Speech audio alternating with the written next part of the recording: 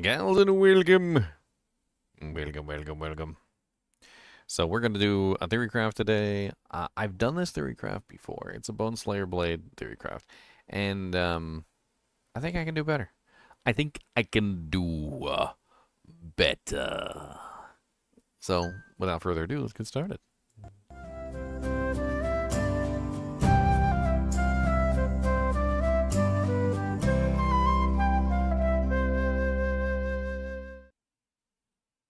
All right. So I actually do have my old character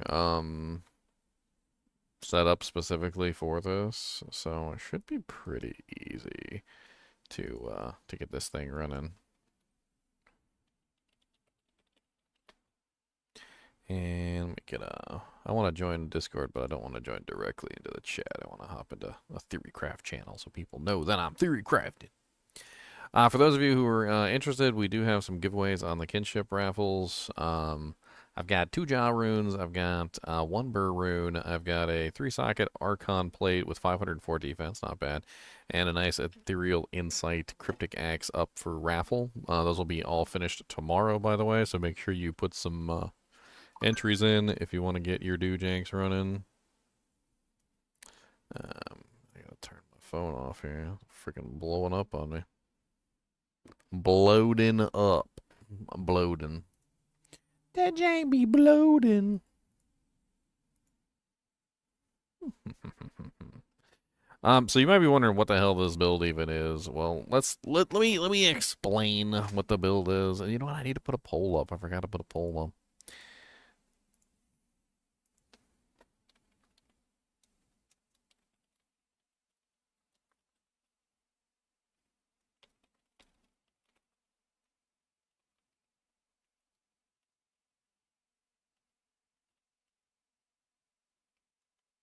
I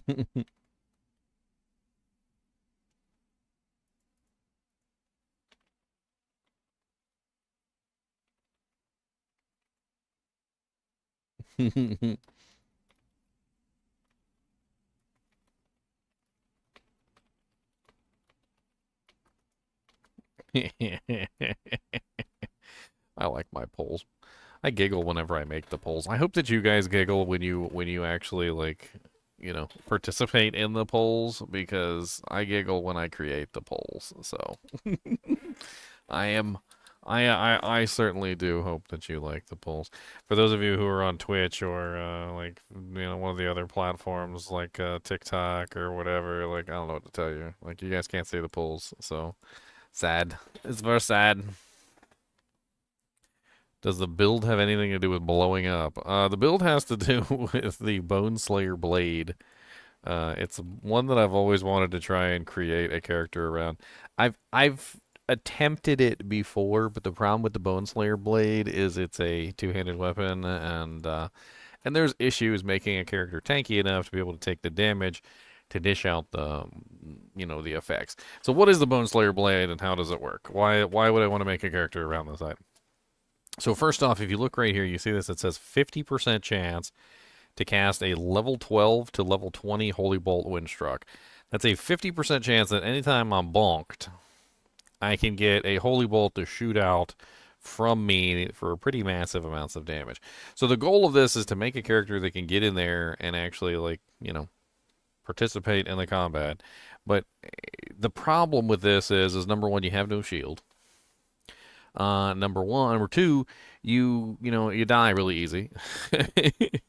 Number three, it's not a really good weapon. So there's a lot of problems with the Boneslayer blade, but I think, and this is just something that I've been playing around with, is due to the fact that I recently made a character. So if you guys haven't seen my ridiculously OP character that I created, last season I made a axe wielding paladin that was actually quite successful, very successful actually, and it took me quite some time to figure out how to make him tanky enough so that he can actually take the hits, so that he could actually dish out the damage that he needed to put out. But once I figured out kind of like what I needed to make the character tanky enough to do what he needed to do, I got a much better understanding and idea of essentially like what it takes to make a two-handed paladin, essentially, right? So what does it actually take to make a two-handed paladin? And the answer to that question is, well, it takes some very specific knowledge of the game and how it works, and understanding those mechanics. You can definitely make a two-handed paladin. It's definitely something that you can do. As you can see from my little OP boy here, he does a pretty good job murdering everything. Now, getting hit is easy. Surviving is not as easy. All right, so this is one of the big issues with this particular type of build, is that when you play a paladin, you're going to be a character who's going to get like his booty cheeks clapped. I hate to tell you, but your booty cheeks is going to get clapped, and there's very little that you're going to be able to do about your booty cheeks getting clapped, and you're just going to have to like lube up or something. I don't know, because your booty cheeks is going to get clapped. All right, it's just a matter of time, and there ain't a whole lot that you can do about it. So so you got to prep up in advance to make sure that your booty cheeks don't get clapped too much and too often. So this weapon, the weapon that this is going to be built around, is definitely going to be built around the Boneslayer blade. Let me go ahead and start importing some of these items. So we need a very beautiful ethereal Boneslayer blade. I think that's pretty much our best bet for this build. It's not exactly an item that you see most people use because it kind of sucks. It was made for the Paladin, and the idea of a two-handed Paladin is just a stupid one. So for the most part, whenever you see someone utilizing a Boneslayer blade, it doesn't really make a whole lot of sense. Because, you know, it's not really for any other classes except for the Paladin. And the Paladin doesn't want to use it either. So, you know, there's that. So we're probably going to have to utilize as many methods to increase our survivability as possible. And you don't normally see me do this with my Theorycrafts. I'm actually not really the kind of person who loves to put this on a character, but I think we're going to need it. I think we're going to need a CTA. So we're going to need a CTA. We're just going to go ahead and throw a CTA on here with like a... it don't really matter. I mean, we could use a War Scepter. And I was thinking we could grab like Redemption or something. Yeah, that one's got Redemption on it. Okay. And then we'll probably throw in... I think with the strength requirement on this Boneslayer blade is going to be insane anyway. So we can throw in a plus to skill shield. It doesn't really matter what we throw here. We just need plus 2 to skills. So let's just throw in a Sacred Rondash. We're only really going to use this for the pre-buff, and that's about it anyway. Alright, so from this point, we need to figure out what we need to do to make this character tanky enough to actually survive. Carrion Wind is a bad choice, because it's going to stun the monsters. We don't... So, there's many different ways that you can make a character tanky. And I feel like we need to go over some of these real quick, so we're going to talk about these. So how do you make a character tanky? Well, there's a couple different ways. Absorption is one way that you can potentially make a character tanky. This is where you negate damage in some way. There's a lot of different ways you can negate damage. This includes like PDR, which is physical damage reduced. It includes MDR, which is magical damage reduced. Resistances, basically of all types, including physical resistance. You can also, of course, just simply have lots of HP. So the more HP you have, the more you can negate damage just by simply having massive amounts of HP. Another way is healing, of course. You can use Life Leech. You can use Regeneration. You can use Life Tap. And healing sources. Like, for instance, Holy Bolts. Holy Bolt is a healing source. So if you got Holy Bolts like shooting at you, you can heal yourself that way. Of course, it's kind of hard for me to have someone else shooting Holy Bolts at me. I can shoot Holy Bolts at you, but I don't know. What's up, Turtle? Turtle showed up just to tell me that I have a good day, and then he said bye. You have a good day too, Turtle. Another way is you can do crowd control. So crowd control is a very effective way of of dealing with damage. Things like Holy Freeze to slow down the monsters. Things like blinds, stuns. You can do things like knockback. You can do, like slows target. You can do, I mean, there's tons of different ways that you can potentially do these. You can do confuse. You can do attract. There's like 1,000 different ways. Now, the interesting thing is, though, is that when you're dealing with something like this where you want a physical, a 50% chance when I get hit to do X, right? We don't want to use these. All right, so crowd control is no good. And the reason why crowd control is no good is because anything that slows down the monster, or stops the monster from hitting me, or stops the monster from hitting me because they're stunned, or knocks them back, which prevents them from hitting me, or confuses them so that they hit someone else, or makes them attracted to somebody else so that they're not hitting me, anything that causes the monster to not hit me is going to immediately put the monster in a state that they're not causing this proc to happen. And if they're not causing this proc to happen, well, then that doesn't help me. That's not what I want. I don't want that. I don't want to be in a situation where the monsters are going to be slower or not hitting me or whatever reason. And so that means that for this build to work, I have to avoid all forms of crowd control, basically because any form of crowd control is going to prevent my proc from activating. So I have to focus on healing sources, and I have to focus on absorption sources.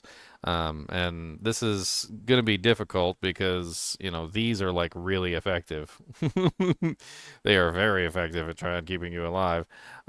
There's also other ways that you can negate damage by just simply missing. Like, for instance, you can make a target miss. Well, so defense.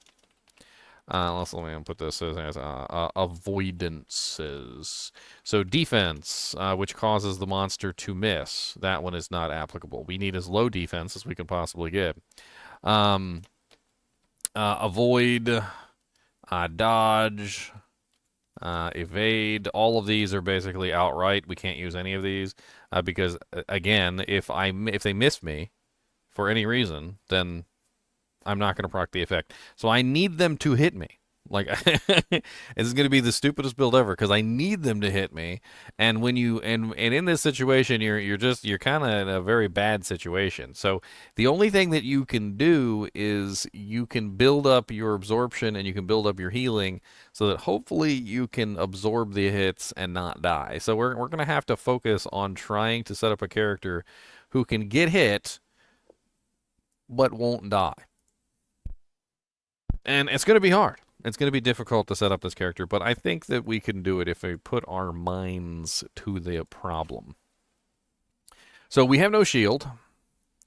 I had originally thought of maybe using Thunder God's Vigor on this build, but I think I remember like I tried to get that 5% chance to cast level 7 Fist of the Heavens to go off when struck, and it would just like never go off. So it was unfortunately not very effective. However, I was thinking about keeping T-God's Vigor in this build, and it has to do with the fact that it has lightning absorption. So what we're gonna want is we're gonna want a absorption of every element of some kind. Ravenfrost takes care of the cold absorption, so we don't have to worry about cold absorb because we get that through Raven's Frost. T-Gods takes care of the lightning absorption, which is going to help us out tremendously as far as making the character tanky versus lightning. We definitely want to try and get as tanky as we possibly can. There is a caveat, however, and this is something that I've encountered when I've played around with some characters, is we don't want too much of a particular type of absorption.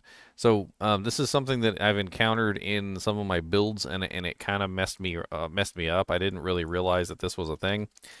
So Diablo has this really big thing about hitting or like attacks that take HP away. Okay, so this is very important in Diablo 2 for some reason, is that they don't like it if an attack doesn't take any HP away. Okay, so pretend you know like you're in the Bloodmoor and you know like a regular monster, say like a fallen, runs up and he hits you for 5 damage. Okay, so he hits you for 5 damage, but you have a beautiful amulet on or something that has an effect of like damage reduced by. And you've got maybe like a really amazing one too. You've got like a damage reduced of like 25. And this is PDR. So PDR and MDR, these are these two right here. The problem with these is that if you use PDR or MDR in the build, and if they reduce the attack to 0, so if the attack gets reduced down to 0 damage to the HP pool, the effect, the 50% effect, will not trigger.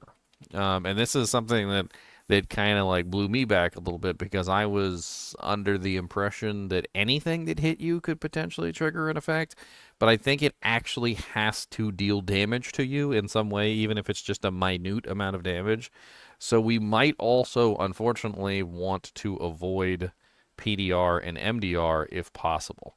Unfortunately, it is on a lot of pieces of equipment, basically just like for free, and there's really not a lot of good ways that we can avoid it completely, but we'll do our best.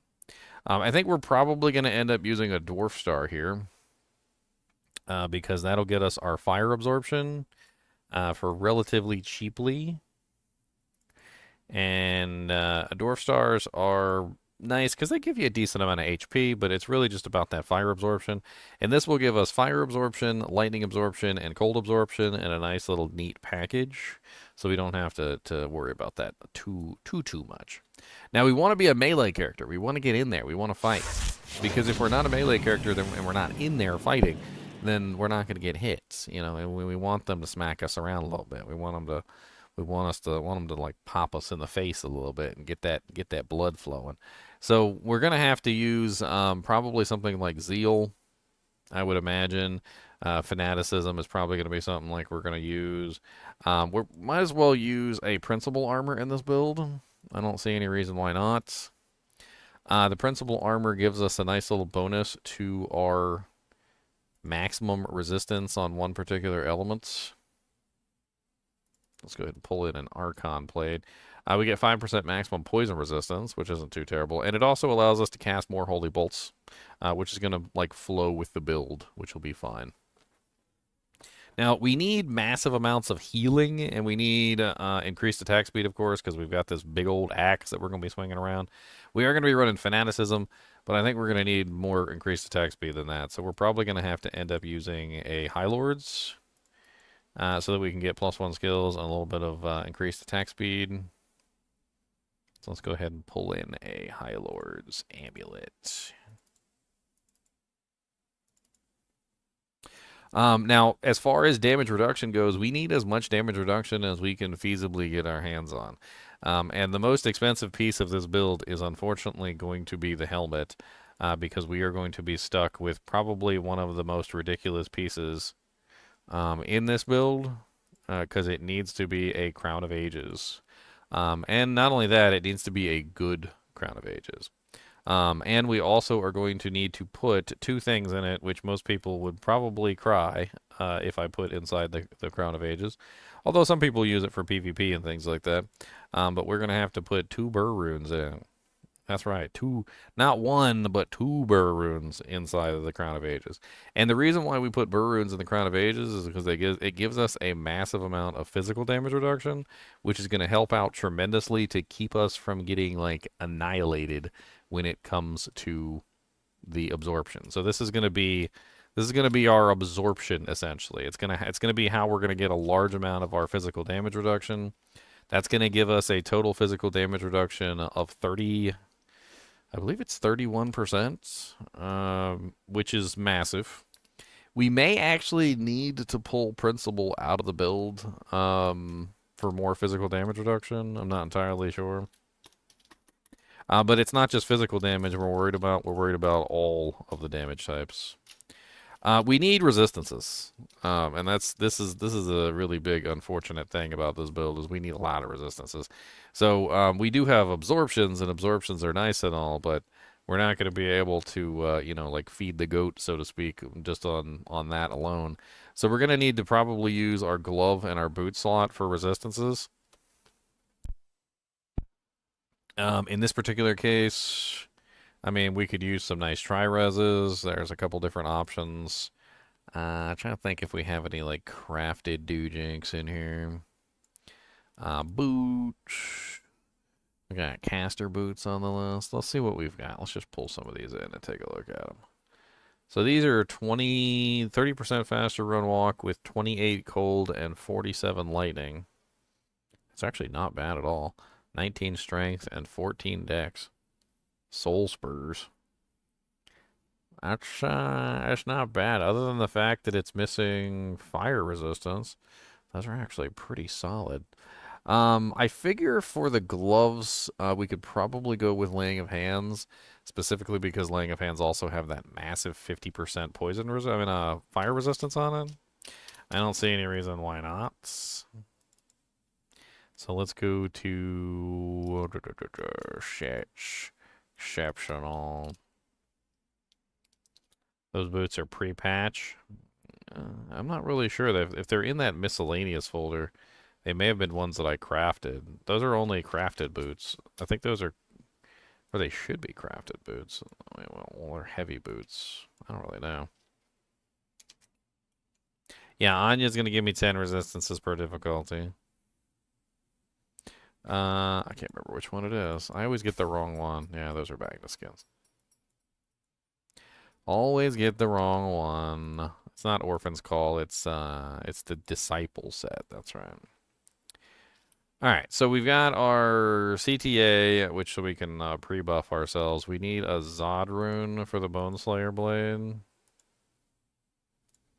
Miscellaneous. We need a Zodly Zod rune of Zodliness. Put that Zod rune right in there. We need to work on these charms a little bit because honestly, this isn't what we want. Get out my inventory. All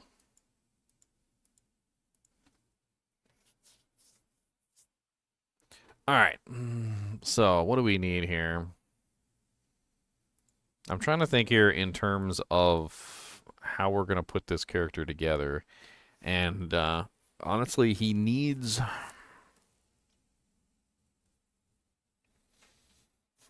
what does he need? He needs regeneration, is what he needs. And prayer would work for that, but I can't run prayer natively. I need to use something offensively. I mean,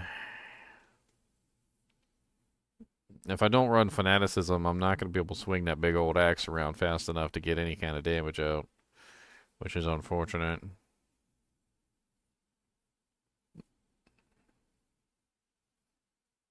Adding in regeneration is not exactly easy.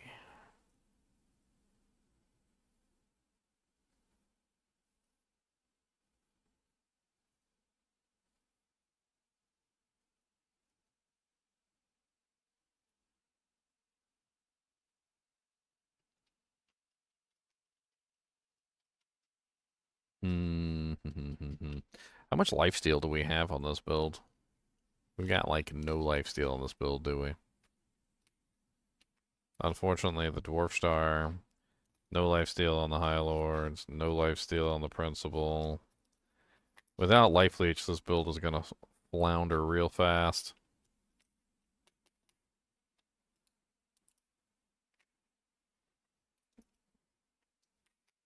I mean, we could swap T-Gods for... But then we lose our lightning absorption.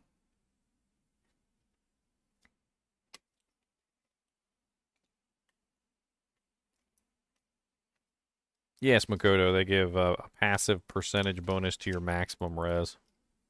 As long as you can get there.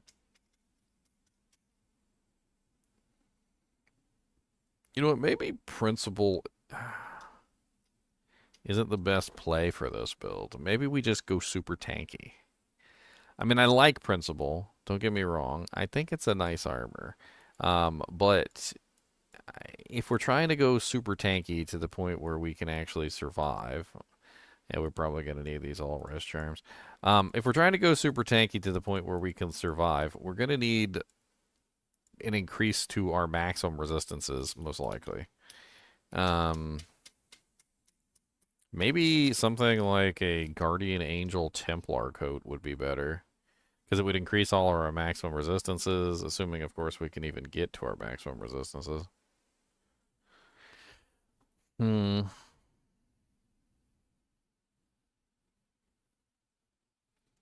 How about how about this? Let's go uniques. Armor. Armor. Exceptional. In fact, we probably don't even want to upgrade it because we actually want low defense on this build. So we probably just go with a nice Guardian Angel. Um, and then what we do is we grab ourselves.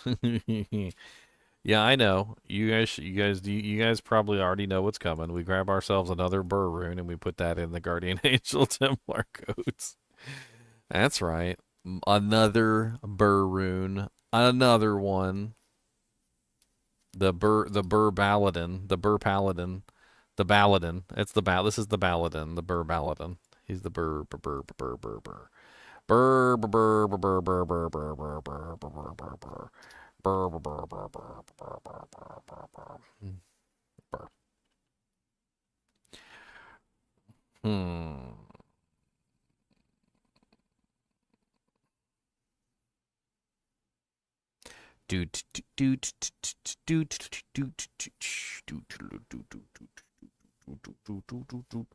My main issue right now is no life leech, which is not good. It's not good. It's not good. I need life leech of some kind with this build to make it work. I'm not sure what I want to give up to grab the life leech. I don't know what I want to do.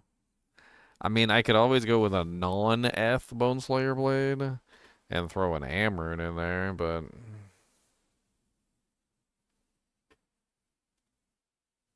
hmm.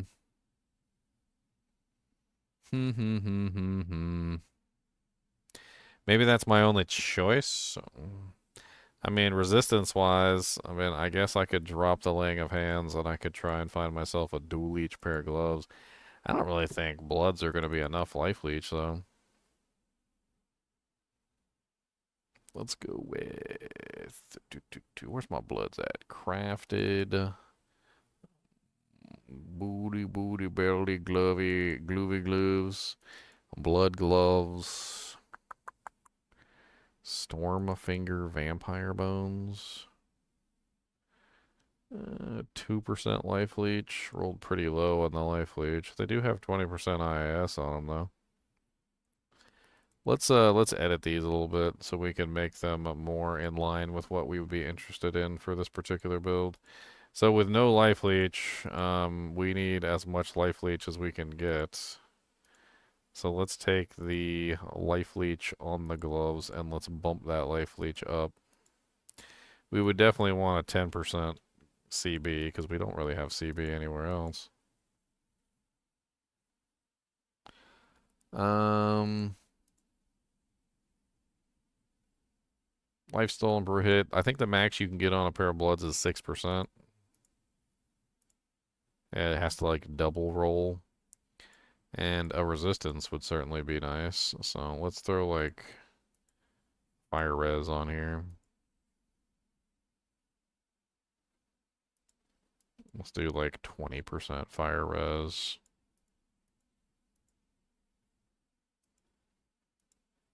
How are those looking right now? I mean, that's better.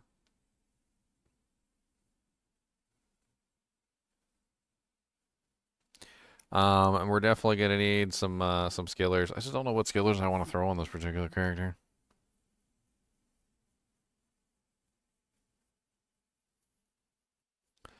Well, we don't want MDR and PDR because it may cause problems with the proc happening, which is an issue.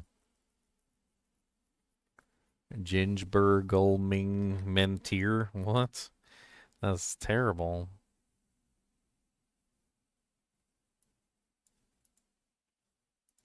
You underestimate Zaraz. You underestimate how weak this character is going to be. I need all the damage reduction and all the physical damage or resistance cap bonuses that I'm going to be able to get. I need everything.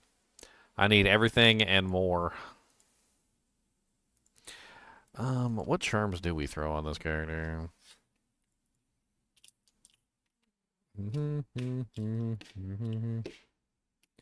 don't really care about physical damage so much as we just want life, and we need to make sure we're hitting our breakpoint for faster hit recovery. That's an interesting thing that I wasn't considering also. Is we probably also want at least one poison charm in this mix too. So let me grab like a little toxic poison charm of Vita or whatever. How much faster hit recovery do we have? We've got 30% faster recovery from the crown. We have, that's it. Just 30% faster hit recovery. We need more than that. Otherwise, we're going to be in trouble.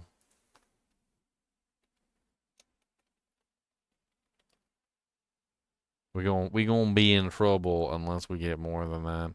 So the breakpoints for Paladin, 30% puts us at 6 frames. Ideally, we would like to be at 86%, and I believe this build is currently sitting at just 30, which means we need 40, 50, 60, 70, 80. We need 56% more faster hit recovery. 56% more isn't like too impossible. I mean, we could definitely run some skillers with FHR on them. I'm not really sure if skillers is the right play for this build. I mean, we'd get some extra attack rating, or we'd get some extra, like, whatever. I mean, the goal of this build isn't to spam abilities. We're really like a melee character that just happens to be shooting out holy bolts everywhere.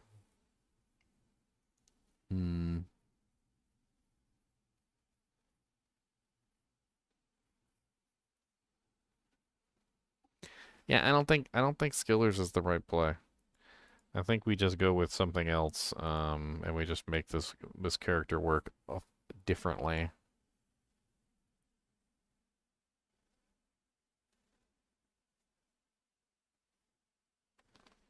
2.9 patch. What about a 2.9 patch? Amber, small charm of balance. Fine, small charm of balance. Ruby, small charm of inertia.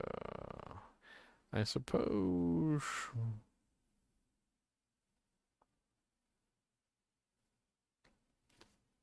A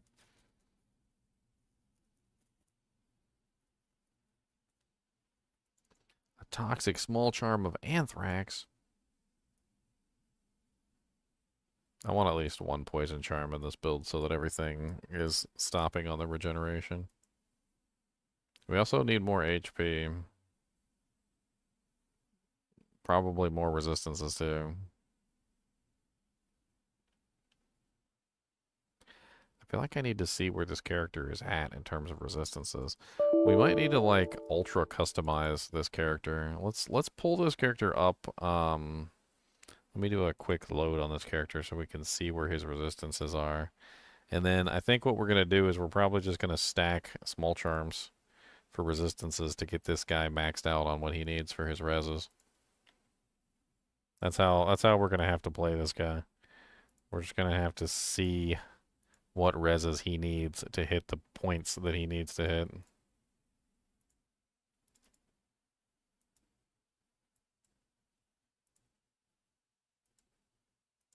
We're gonna have to edit him up some more, but at least we'll be able to see what the hell's going on with him, what his reses are currently at, and everything. I won't be able to attack fast enough, Binho. I'm not going to be able to rely entirely on the procs because there's going to be monsters that aren't going to hit me, or they're going to hit me relatively slowly, or they're going to be immune to the particular holy bolt damage. So I have to be able to dish out some type of damage other than just holy bolt damage.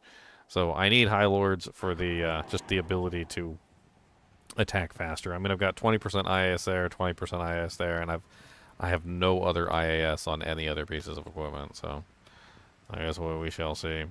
So I'm at 75% lightning. Oh yeah, hold on, let me put my points in so I can actually put on my gear.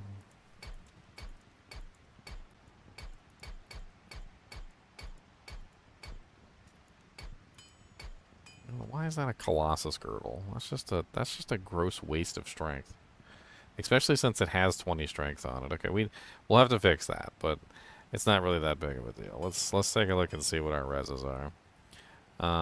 So we're currently sitting at 55 fire. Let's write this down so we know what we need for the bonuses. So we can hit 95% resistances on everything, or is it just... I'm not sure exactly what's going on. Why is he at 95%? Yeah, he's at 85. Oh, wait. Oh, yeah, we get 5% from, or 10% from... That's right, T-Gods. Yeah, that's a good play then. Because then we end up at 95% lightning. That'll work very well. I like it. Those boots are ridiculous. I like those boots. Alright, okay. So we don't really need much from those points. We can just put in a couple charms here or there. So we've got 55% fire. Lightning is capped, so lightning is 95%. I think we're so overcapped on lightning, we might even be able to remove some lightning. What is that? 47% lightning on those boots? That's kind of insane. So that's 80. Oh, that also, of course, when I take that off, is also removing... Yeah, it looks like we're overcapped on lightning by quite a bit. So we don't need that 47% lightning res on the boots. You know what we might be able to get away with is we might be able to get away with gnats, like a really nice pair of gnats. What are the two reses that are on gnats? I can't remember. Was it cold? It's cold and they're pretty much the same as gnats, aren't they? Give more faster run walk though, because these are only 30 and gnats are 40. Tim Academy. So there's a lot of people in chat today. Do you know if Claw Mastery works on Dragon Tail kicks? Yes, it does. I mean, you can get the crit. Once you have your charges, though, you can't miss, so doesn't really matter all that much. What the hell are these doing out here? Guess none of this really matters. Let me finish writing this down. Sorry, I'm scatterbrained. We're at cold 63%, poison 35%. And then our faster hit recovery is only at 30%, so that needs to be fixed. We're at 39% PDR, pretty decent amounts. We have 15 magic damage reduced, even though we don't want it. Not really much we can do about it, though. I'm pretty sure it just comes along with one of these items that is giving us massive amounts of damage, or damage reduction. Where is the 15 PDR coming from? I don't even see it. Oh, no, not that. That's attacker takes damage of 15. Oh, yeah, it's the dwarf star. Okay. Poopies. Alright, so that gives us a better idea of what we can work out for the charms. Alright, let's fix this real quick. Alright, so we can get up to 85% fire resistance, and we're currently at 55. So 5, 6, 7, 8. So we need about 30% fire res. I mean, I hate to say this, but these things are ridiculously hard to come by, but I mean, you could always just go like 1, so that's 5, 10, 15, 20. What do we need for cold? It's 63, 73, 83. So it's like 10.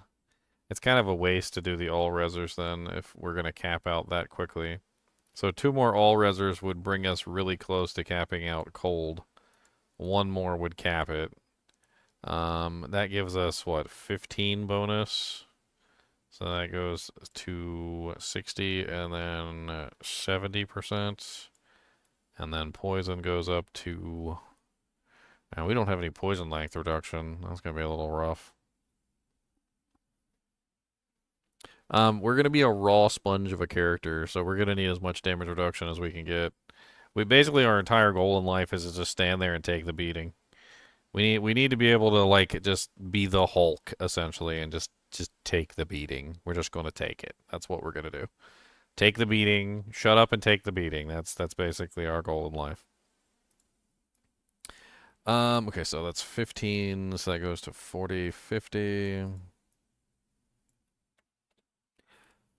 Alright, so from here, we just need individuals with some other effects. So we need 80, we need about 85% fire res. Or sorry, 15% fire res, my bad. So we want 85. So 15% fire res is going to put us... Where's our ruby small charm? Ruby small charm of inertia. No, we don't want inertia. We want faster hit recovery if we can get it. That's what we really want. So ruby small charm of balance is what we're looking for. Well, there's a sapphire of balance. So that brings us from 63 to 74. And then we need 1 more of those to bring us to 85. That should bring us to 85%. Then we need a ruby of balance as well, because we need to get our faster hit recovery up. Do we have a ruby of balance in here? Do not have a ruby of balance. It's terrible. Let's take a ruby of Vita, then. I mean, that'll work just fine. That brings me up to 81.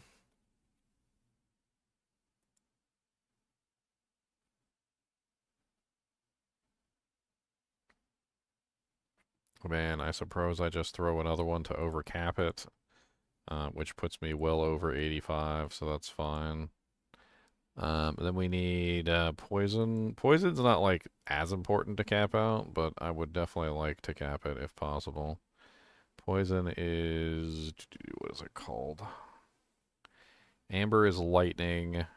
Ruby is fire. Sapphire is cold. Toxic is poison. Damage, not poison resistance. Do we even have a toxic on here? Oh yeah, we definitely want our poison capped out. I don't see a poison one in here. It's probably not pestilence. I doubt it's toxic. Yeah, toxic is just a poison charm.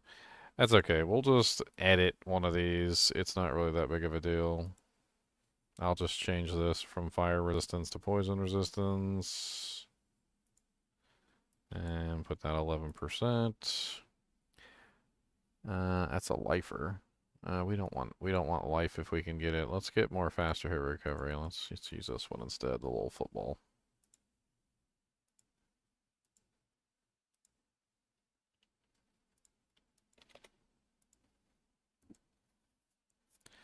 Alright, so we need what? 10, 20, so 50, 60, 70, 80, 5. So we need 3.5 basically. So let's just go 1, 2, 3, 4, and that pretty much clogs that up.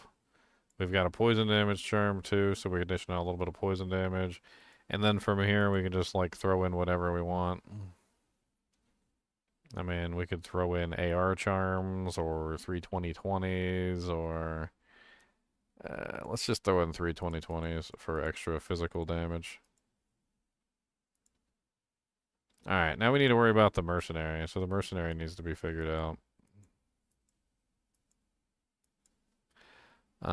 Do we have the upgrade? Pull them. Yeah, we got the upgrade for the Boneslayer blade.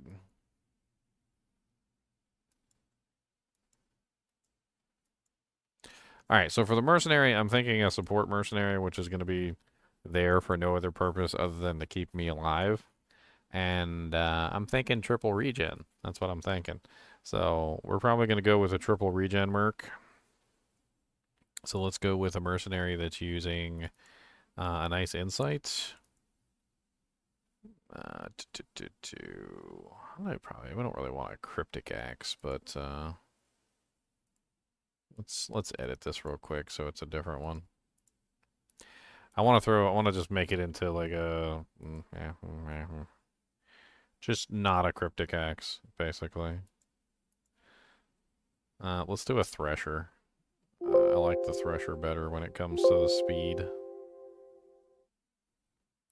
A, B, C, D, E, F, G, H, I, J, K, L, M, N, O, P, Q, R, but 783. And then always need to make sure the sockets stay at 4.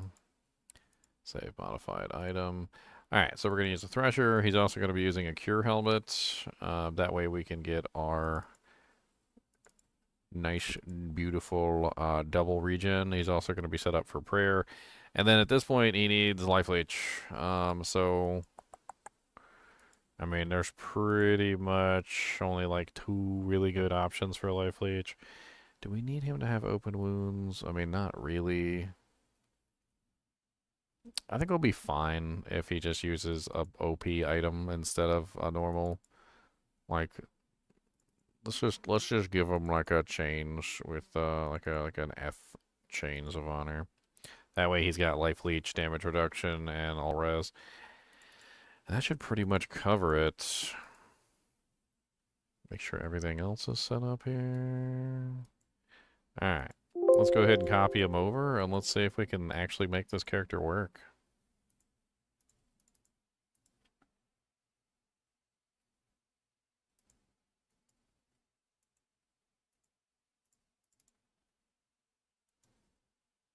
Paste. Boot the game. You do the boot. Boot the game, boot it. Boot the game. Do not tell me to not do the boot the game.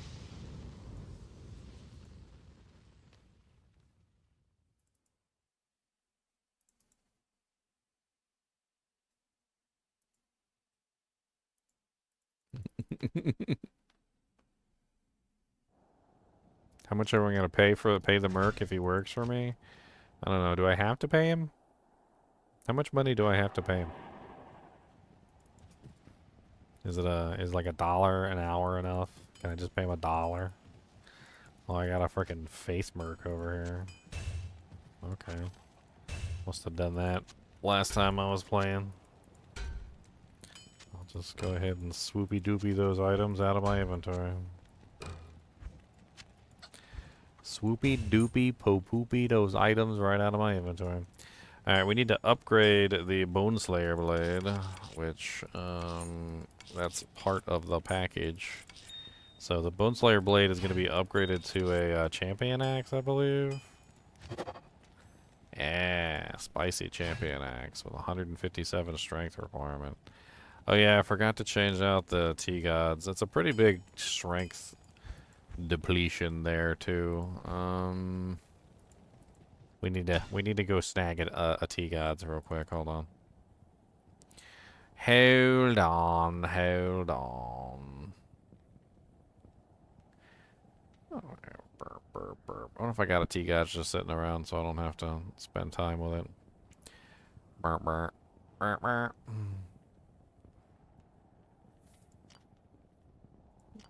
Probably not her. Unless I already stole the tea gods off my belt mule. I have all these mules with all of these items, and you know what? There's a lot of items. There's my unique belts right there. Let's see if I have already bogarted the tea gods from this particular character. Looks like it's missing. Yeah, so no tea gods. Way to go, jerk face. All right, let's get a. That's a pretty big like difference in output too. Like I don't wanna end up having such a low or high strength because the T Gods has 20 strength on it, and it just doesn't seem like it's a good idea to roll that as it is. Because the T Gods will give me the strength that I need to put on some of the higher strength items. So, you know, getting a non-Colossus girdle version of the T Gods would definitely be nice. I don't know why I have the Colossus girdle version on this character, but can we get just the regular one, please? Your mom has a Colossus girdle. How about that? How about that, boys? Your mom has a Colossus girdle.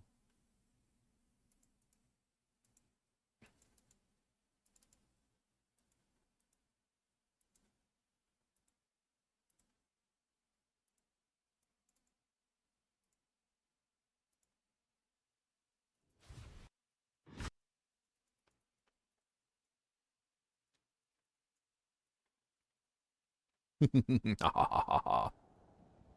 don't know what we're gonna spend all our points on this character. I don't know. I don't know what the hell I'm gonna put all my points into.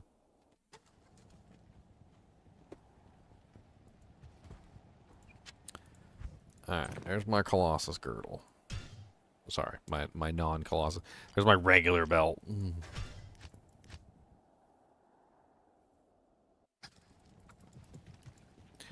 Alright, so now we have our regular T-Gods, not our ridiculous Colossus girdle version of T-Gods. So we only need 110 strength for the actual Colossus girdle, the T-Gods. So let's go ahead and grab T-Gods and put that on. Alright, so then from there,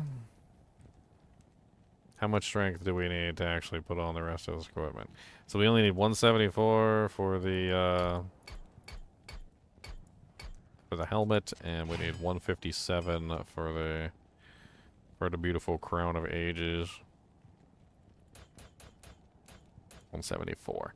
Alright, so that'll pretty much do that. Then we got our call to arms. Let's go ahead and get our CTA, our battle command, battle orders set up. And then we're probably going to put redemption over here so we can suck up bodies as needed.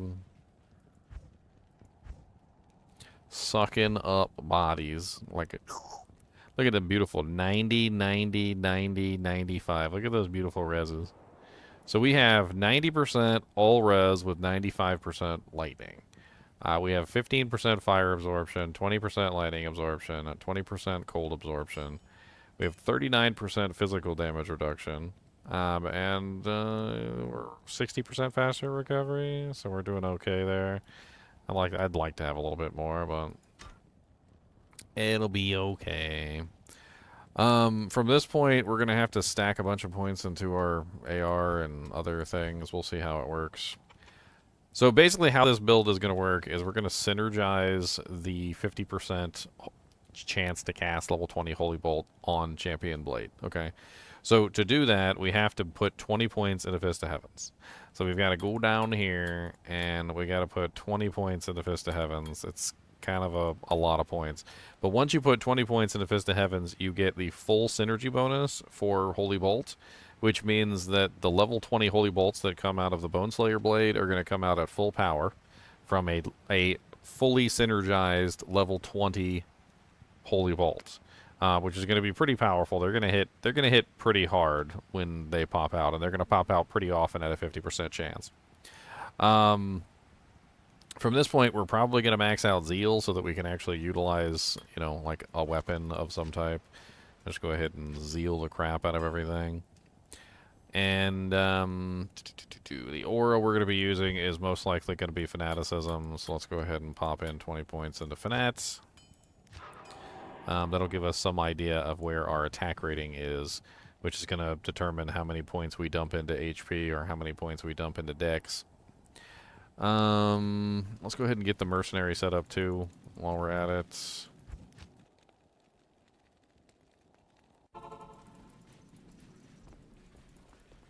I bet. We don't want Defiance. We want Prayer. Looks like we got Pratham. Come on, Pratham, let's go.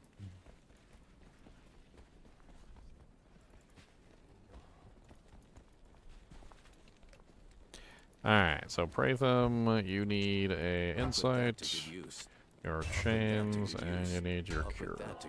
That's going to give him triple regen output, hopefully for me. So whenever we're out here, you know, dishing out damage to monsters, hopefully his auras will be hitting me. I'll get the nice multiple auras giving me massive amounts of regeneration. As you can see, I'm getting like some sick regen there. It's like chunking up. Which is going to help a lot because I need to get like wailed on. I'm going to need to get wailed on a lot, so this is going to be a whole thing. From this point, we could potentially put 20 points in Holy Bolt so we could get the Fist of the Heavens so that we can spam that while we're, you know, fighting.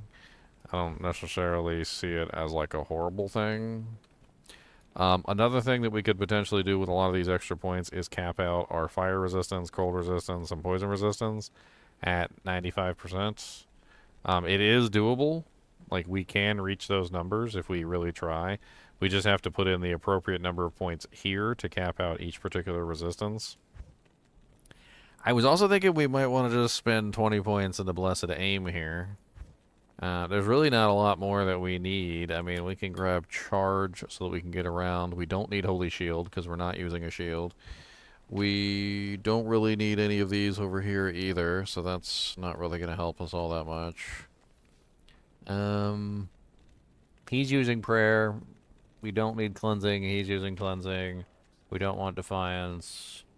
I mean, 1 point in Vigor could be interesting just to run around faster, but I feel like we're either 20 points into Blessed Aim so that we can spend less points in. I think that's a good play. I think putting 20 points into Blessed Aim for the passive attack rating bonus is a good play because it's going to be less points in Dexterity, which means more points in Vitality, which means more HP, which means more tankiness. So I think that's a good play. We dump 20 points into Blessed Aim to get the extra AR. Then we take the last 16 points and we split them between Fire, Cold, and Poison.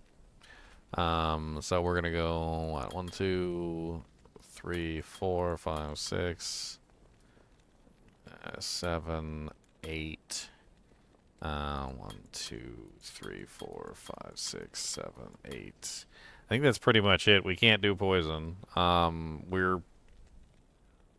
We're not capped out on fire because we don't have enough fire res, but I mean we could fix that somehow. Alright, and then at this point it pretty much just comes down to AR. So we need to get our AR up to an acceptable level. Let's go ahead and start chunking points into Dex. About 10k is fine. I'm not going to go over that. There we go. Alright, so we got about 10k AR. That'll be fine for most of the stuff that we're going to be attacking, and then we're just going to dump everything else into Vitality. 1600 HP is not bad. It's not bad. Not bad. If we wanted to change this out, we could potentially go with the Holy Bolt for the synergy for Fist of the Heavens, so that we get the ability to proc Fist of the Heavens. But it's not necessary right now. We really just need to test the build and see if it actually works. So we want to go somewhere where the Holy Bolts are actually going to hit the targets for the damage that we want to hit them for.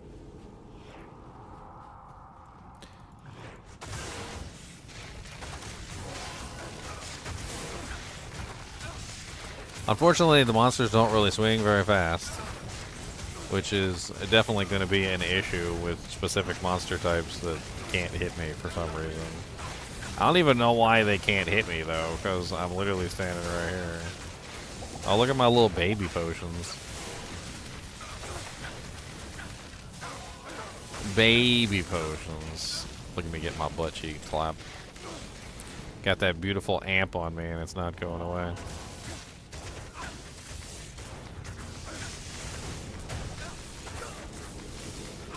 Alright, let's go back to town before I get my booty cheeks clapped. Again. I need to get some potions so I can actually heal myself. Potions are going to be a pretty integral part of this. Most definitely.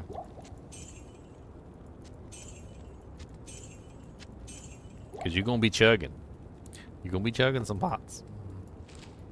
You're going to be chugging a couple thousand.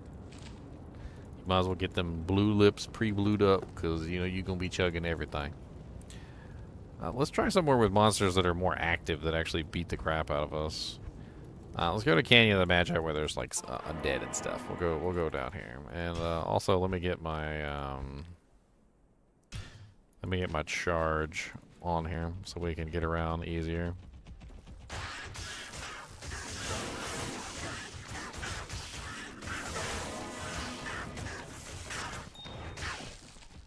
All right.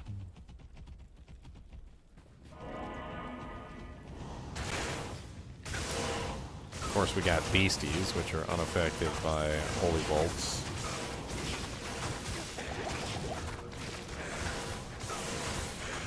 Zeal is... maybe Zeal's not the right play for this. Maybe we go with Sacrifice instead.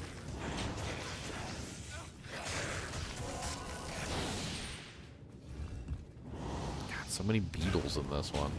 We're trying to test out our holy bolt damage, and we got all beasties. I want skeletons. Where's the skeletons at? Come on. There we go.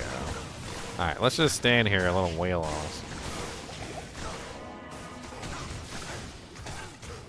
Hey, we even got a free Fist of the Heavens that popped down. You see that?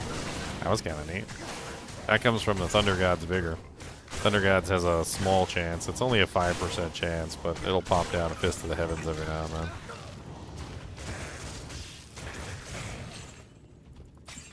Alright, what are we on to? Are we on P8? Is this P1? No, we're on P8 right now.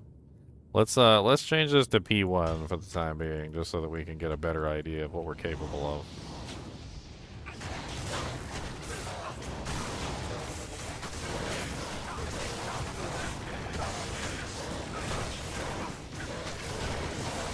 Of course, these monsters are all already set to P8, but it's okay.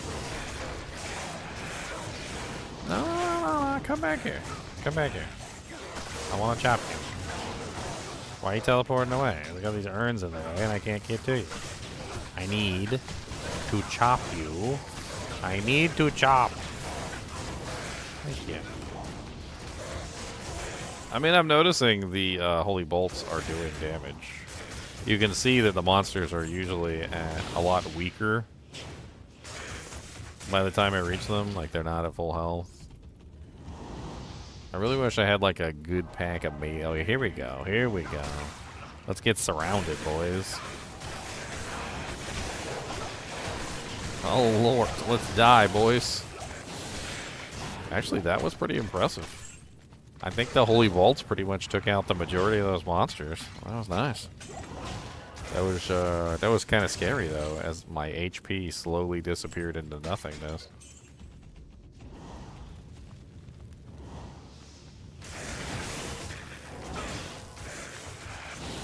I mean, you can see all the efforts that I took to make this character as tanky as possible. And even with all those efforts to make them super tanky, they're still not quite as tanky as, you know, like standing in the middle of all those monsters. A little scary. I need a couple full juvies. Paladins aren't meant to not wield a shield. That's the truth. I should be getting procs off of these fireballs too, but it doesn't seem to be working off the fireballs. So, oh yeah, we're using battle orders. So that does bring our HP up quite nicely.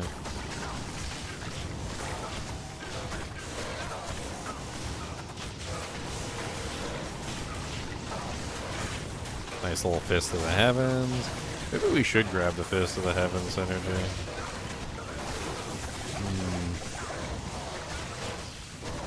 I feel like the Fist of the Heavens synergy would help this build out a lot, but at the same time, I think it would just simply become a Fist of the Heavens character at that point. Come on, beat the crap out of me. Come on, beat me. Beat me. Beat me. Why are you not holy bolting? Have the holy bolts. Oh, there's the Fist of the Heavens. I mean, we're getting free Fist of the Heavens going out through the group too, which maybe I underestimated the effectiveness of Fist of the Heavens. Maybe we should respec so that the FOH is also working. I mean, it wouldn't take that much of a respec. Let's just respec it so that FOH is included in the do jank. Because that 5% chance, I guess because we have no block chance, our defense is so low, and everything is hitting us, that 5% chance is actually high enough that it does actually seem to be going off. And quite well, honestly. Quite well. So let's do a little bit of respec. Okay, so we still want fanaticism. We still want to grab 20 points in Fist of the Heavens, except we're also going to do 20 points in Holy Bolt and then 20 points in Zeal. We skip the 20 points in Blessed Aim, but we still go with the extra points. 2, 4, 5, 6, 7, 8. 1, 2, 3, 4, 5, 6, 7, 8. There. We got Zeal, we got Fanaticism, we got Holy Bolt, we got Fist of the Heavens. So what are we missing? Oh yeah, we're missing Charge. That's right.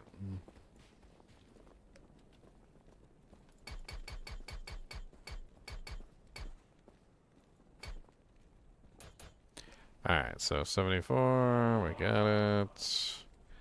Let's put our auras on so we actually get our attack rating running. That means we'll have to drop our health a little bit to still hit that 10k level.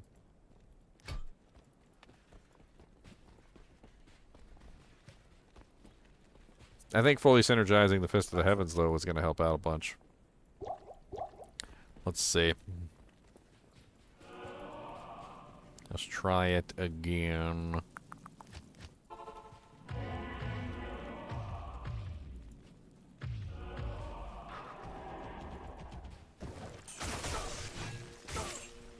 And of course, when we're fighting beetles and stuff like this, it's obviously going to be an issue because the majority of our damage is not against beasts, but at least we can still zeal them. I mean, it doesn't seem too ridiculously hard to zeal these monsters. P8 it gets a little bit difficult, but alright, let's go into one of these tombs. Let's play around with these undead monsters again. I'm just gonna let them wail on me for a little bit. I just want to see the effects actually go off.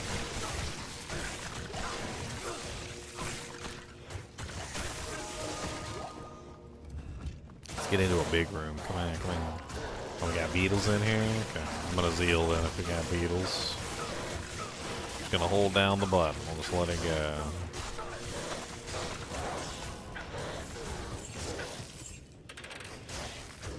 P1 he does pretty well. See if we can get another. There you go. There's one of the Fists of the Heavens. Not bad.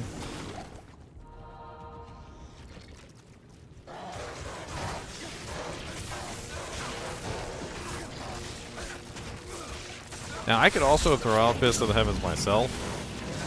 So that's something that you can add into this build relatively easily. So instead of just relying entirely on the procs, you could also have FOH stay on like the X button. And so when you go into a group of monsters, you could potentially fire off your FOH if it's actually going to be useful. Like, for instance, in this group. There we go. I can fire off an FOH myself.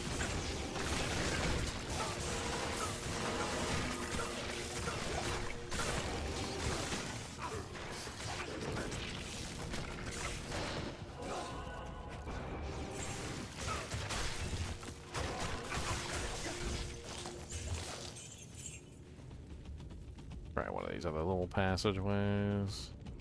Actually, Chaos is currently on TZ right now. Let's go to Chaos and let's play around there.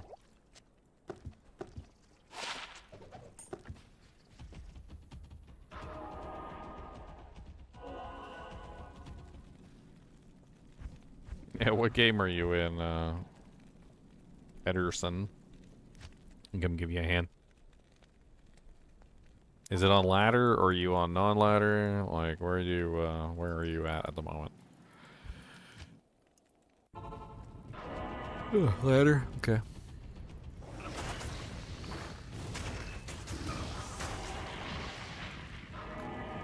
Yeah, hop on the Discord and put in there's an in-game help request channel. Just put a request in there.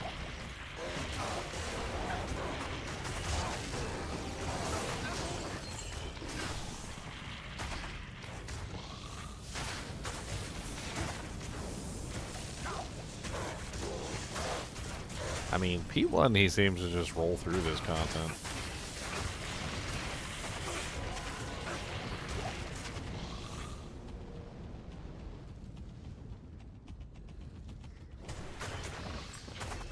I mean, he does really good damage on the frickin' undead monsters too, because the Boneslayer blade has the it has that really nice bonus damage versus undead.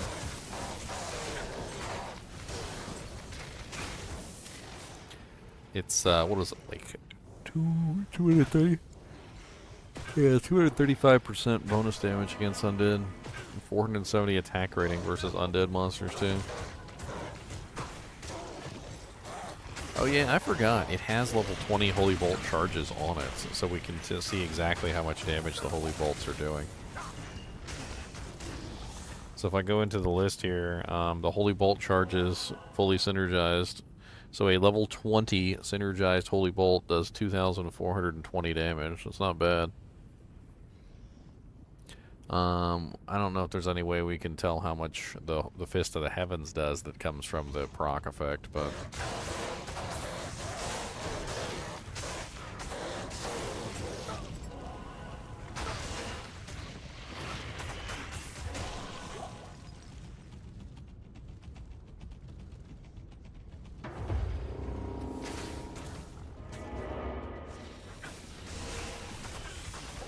Holy Jesus, I got wrecked.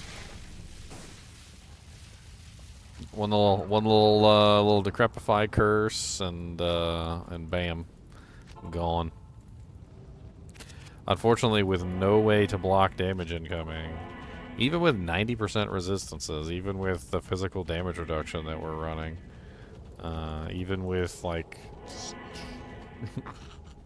every possible way that we can to try and make ourselves tanky without, you know, like slowing down the monsters or causing things to be less effective for the procking effects. You can see, like, I can get shredded. And I think that's the main issue with this build, is that it's very hard to set up like a proc build without causing, you know, like your own death, basically.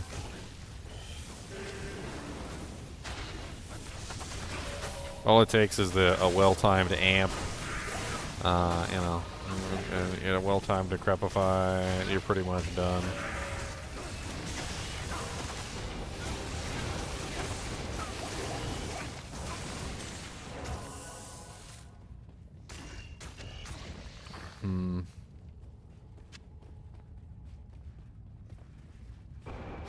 Why Boneslayer? Because of the 50% chance to cast level 20 Holy Bolt when truck. 50% is a pretty high percentage. And the level of the Holy Bolt is a pretty high level as well. So, I mean, you're looking at about 2,420 free damage every single time a monster procs the effect. I mean, you can see it when it actually hits the monster. Like, it hits like a Mack truck. It's not a pathetic amount of damage. And every single time a monster hits you, there's a 50% chance that one of these holy bolts comes out and slaps it in the face. And, I mean, as you can clearly see, like, when the holy bolt hits them, it does a pretty significant amount of damage. It's not the only damage that we're doing. I'm also a Zealer. I'm running in there and zealing them with the axe. I also have the Fist of the Heavens, which I can use. So when things get kind of spicy, or just using as on a regular basis, I can just tap Fist of the Heavens. So there's a couple different methods that this character can use for damage output.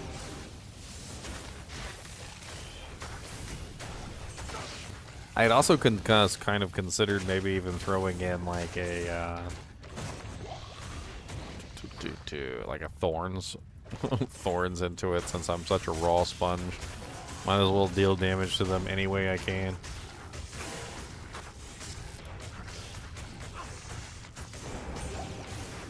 Oh look, a Sunder Charm. What did I get? A 76 fire.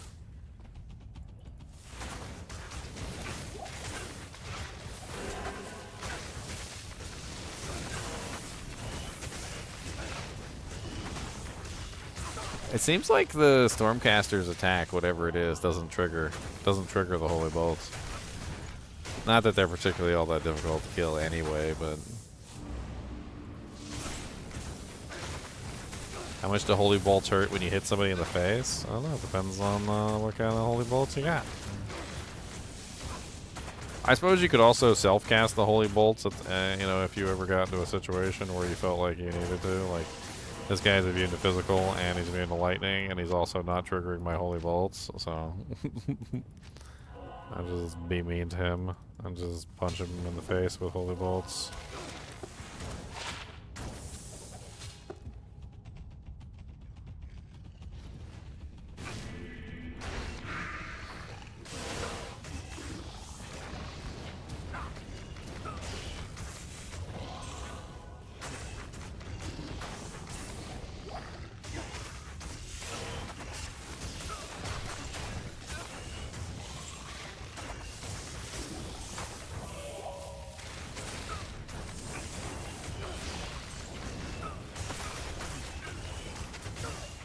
I mean, damage-wise, you just kind of just fight like you normally would. You don't really worry too much about the Boneslayer's holy bolts. I mean, you got no defense, you got no way of blocking attacks, so for the most part, everything's going to hit you anyway. So the holy bolts are going to come out naturally as you're, you know, fighting.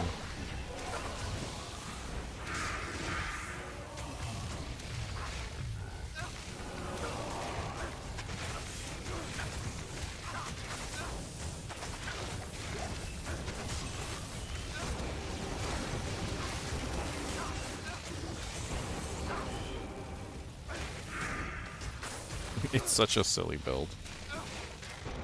At least it actually works now. Watch me get my booty cheeks clapped by this fanaticism aura.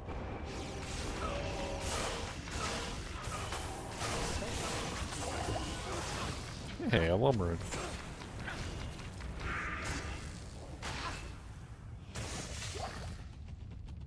I thought about making a charge as well. I thought charge could be kind of interesting for this. Just charge all around everywhere. Poor Mercenary. He got his booty cheeks clapped.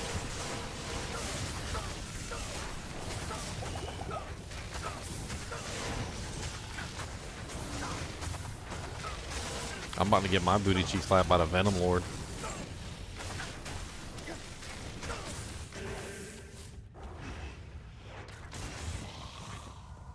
I was thinking that a mercenary that stands back and doesn't get into the thick of it might be better because he's taking hits away from me. And that sounds kind of greedy. But he's taking hits away from me, and when he takes hits away from me, I'm getting less holy bolts, and I'm getting less procs of Fist of the Heavens and whatnot, so it's not really working out as nicely. Let's go get whacked in the face by Infector of Souls. I didn't realize they were monsters there.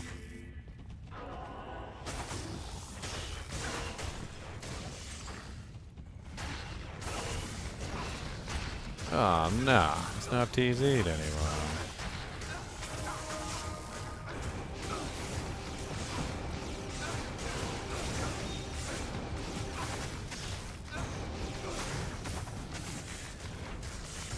Chop, chop, chop, chop, chop, chop. Ah, he's sick. See, he's immune to physical and he's immune to fire. So I need him to hit me to make the holy bolts come out. In this particular case, I can just self-cast the holy bolts. Like, it's not that big of a deal.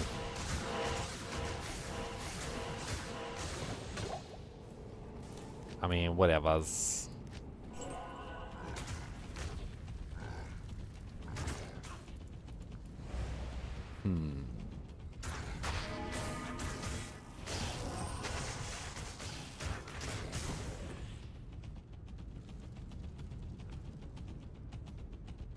So they don't have any trouble getting around now, do I? Burp.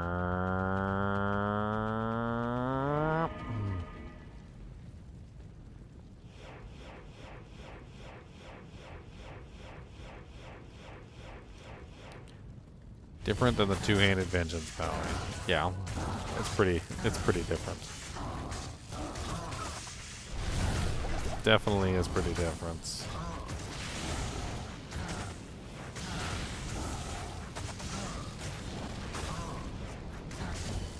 Well, they didn't have too much trouble. Look at that goblet toes. Look at you. Cute. He's a cutie. Let's try him on Uber Diablo. Let's see how if he gets his booty cheeks clapped or not. Clappington Jones over here.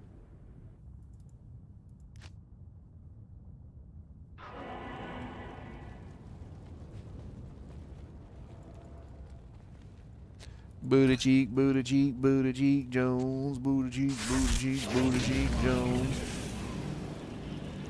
Let's go get Soj. Let's go fight some Uber Diablo. I think he's gonna clap our cheeks, to be perfectly honest. But afternoon. I mean, we can always find out. He. Clapping them cheeks, gonna clapping them cheeks, and clapping them cheeks.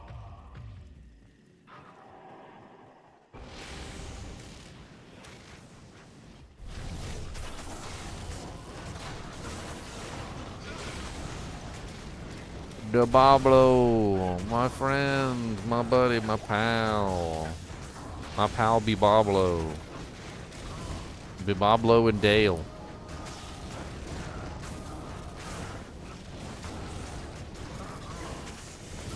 We got this Bibablo. We got Bibablo and Dale. We got Bibablo and Dale.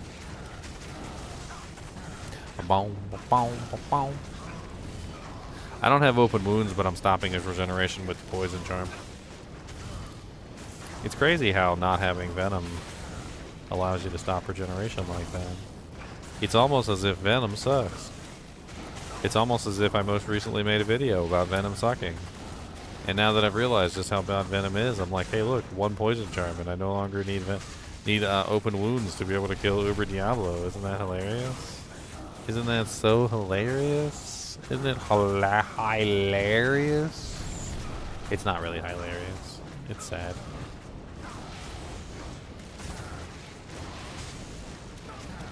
Can you do it? Can you do it, Mr. Paladin? Can't believe the Merc's still alive. Most of the time I'm missing, by the way.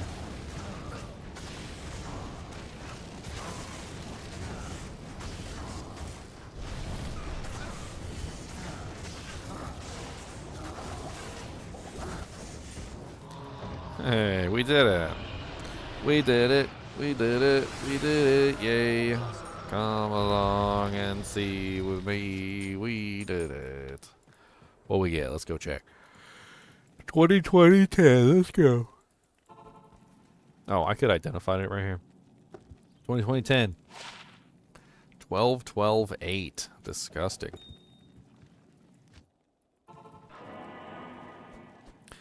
Disgusting.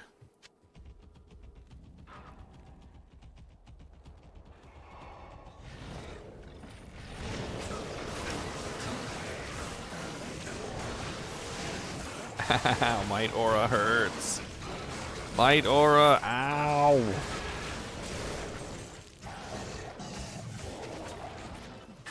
Ow.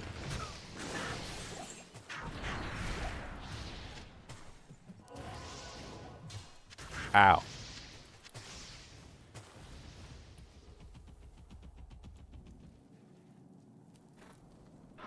What? 15 burrs is amazing. What are you talking about? I like 15 burrs.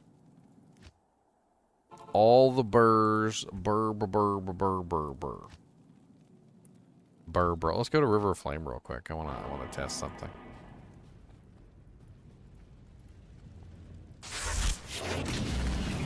That was a grody Annie. What's up, aggro? Freaking 12 months on the membership? It's insane.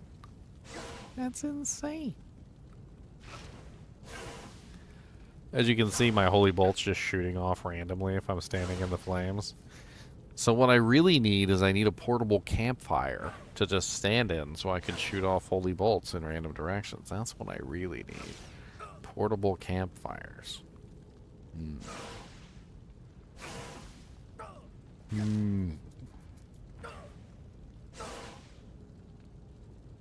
Or degeneration. I need degeneration so that I'm constantly taking damage. I need to poison myself. I need to light myself on fire. That's what I need to do. So I just need to burn myself.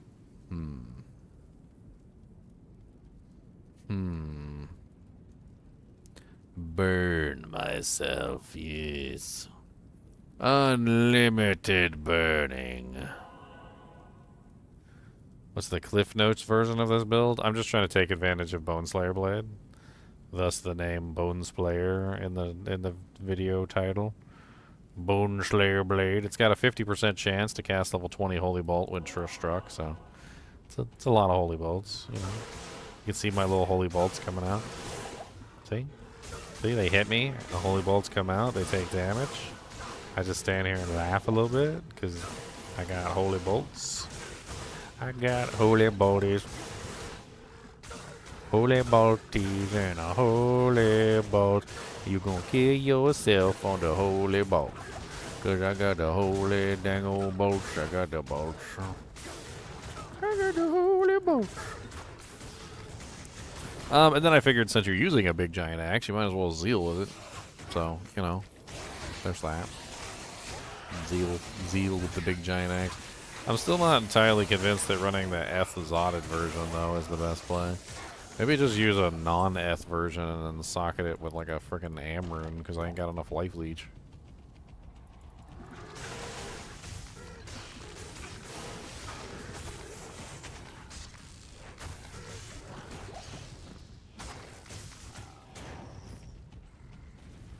Oh, look at all these poor unfortunate monsters.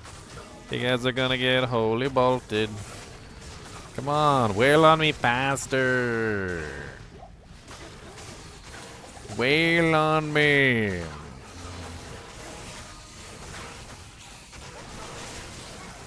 Wail on me more.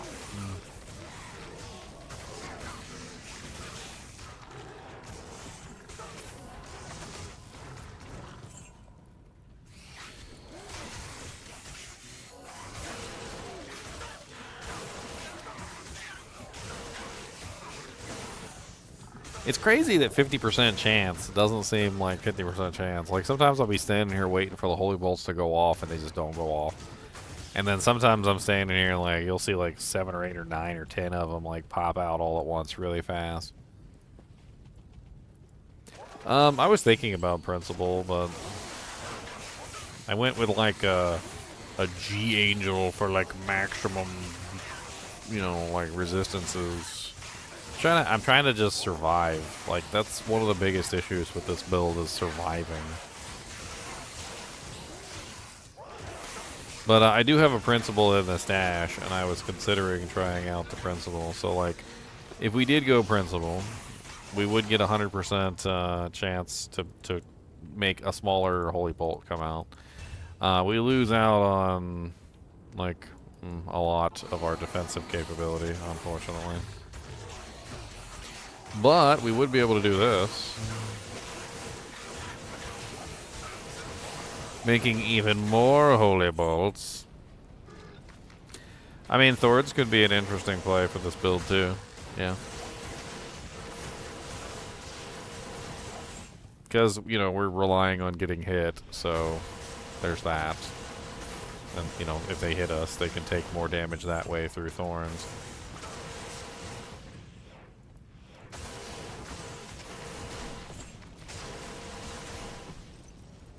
I mean, Thorns could be gotten in a myriad of ways. I could do Thorns on the Merc. I could do Bramble Armor. I mean, I don't have to do triple regen.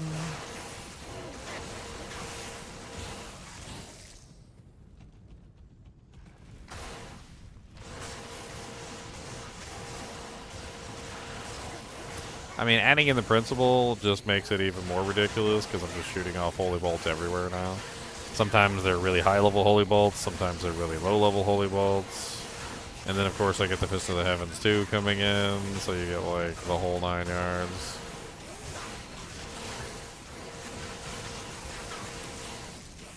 Yeah, well, Fort is going to bring up my defense massively, and it's going to lower the number of hits that I get. I mean, we're kind of trying to, like, take advantage of the 50% proc.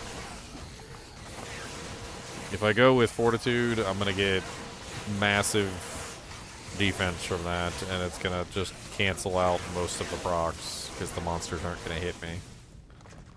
I know from experience because I'm using Fort on my two-handed axe Paladin, the Vengeance Paladin that I made last season. And once you throw Fort on, the frequency of hits diminishes greatly.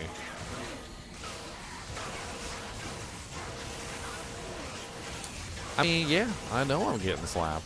That's kind of like the whole point, though. We made the character to get slapped. We want him to be slapped. We said, please slap me. Please slap me, yeah. Please slap me.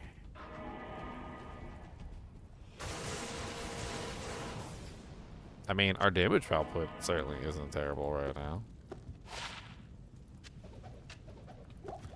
We're certainly not doing bad physical damage, and the elemental damage that's coming out isn't terrible either. The holy bolt damage. Oh, Lord, and save my booty cheeks. I didn't realize I was out of potions. Nah, come here, fanaticism. Ow, ow, ow. Okay, you got fanaticism. I got fanaticism too. We both got fanaticism. That's okay. I can do this.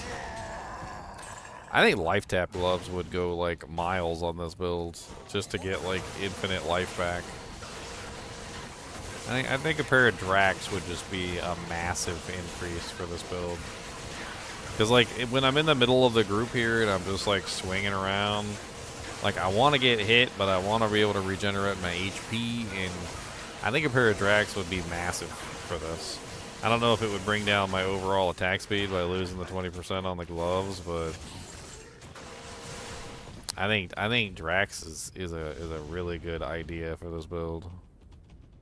Let's go get some Drax. I should have some Drax sitting around somewhere. Let's steal. We'll steal the Drax. And Northstar, I think Northstar has some Drax. Let's steal his Drax.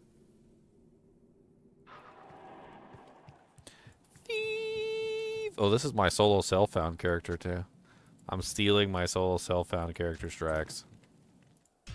You know how hard it was for him to find those things? It's very sad. Let's see how much of the breakpoint it brings us down to put Drax on.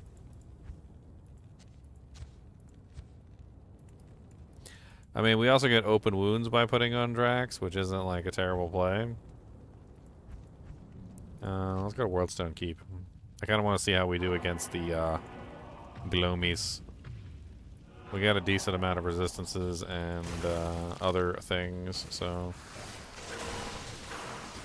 Oh, so glorious. Did you see the Glomes murder themselves? Let's watch that again.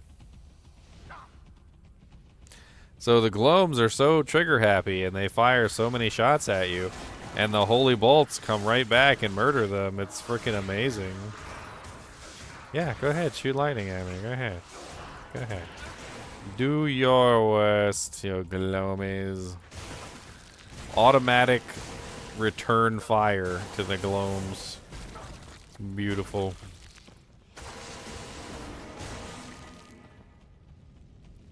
Automatic return fire. Look at this. Look at this. Automatically returns fire immediately. Poor guys. Yeah, you're gonna die. Yeah, keep shooting me. Go ahead. I'm just gonna stand right here, and I'm gonna laugh when you guys are all dead. How about that?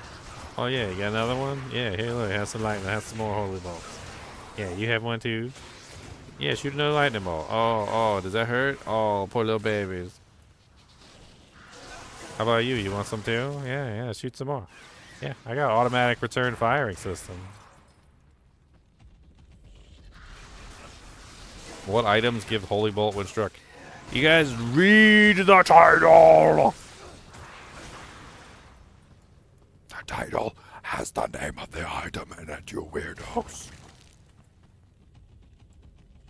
It's 50% chance to cast level 20 holy bolt when struck. It's the Boneslayer blade. It's literally the title of the video. Diablo 2, Theorycraft, Boneslayer blade. Boneslayer blade. Boneslayer blade. Blah, blah, blah, blah.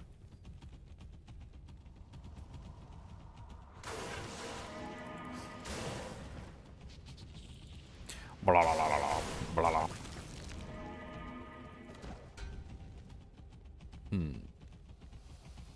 Oh, look at this big old pack of monsters with ranged attacks. Come on, fire. Get him. Get him. Come on. Ow. It's not firing. Why is it not firing?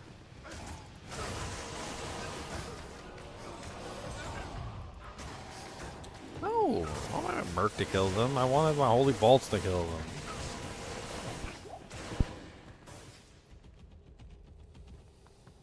I got amp on me. Give me them healing potions. I'm a healing potion fanatic. I got red lips. I need some potions.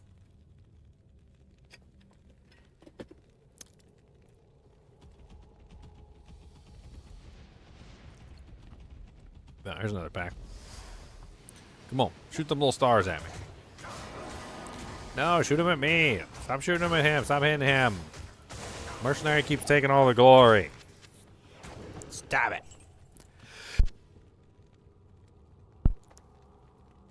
Can I try it with Blessed Hammer? No.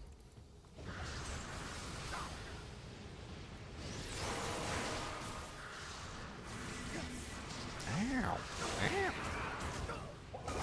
Shoot your little doodags. Come on. I got lots of holy bolts. I got plenty. I got plenty for all you guys. Here, you want some too? Here.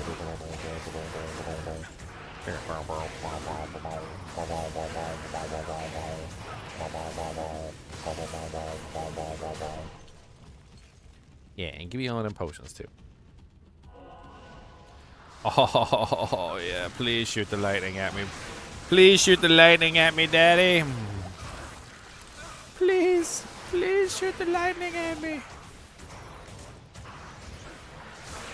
Shoot the lightning. Shoot me. Shoot me, Daddy. Haha. Yeah, you're gonna kill yourself. Yeah, keep going. Keep going. Keep shooting yourself. Why are you hitting yourself? Stop hitting yourself.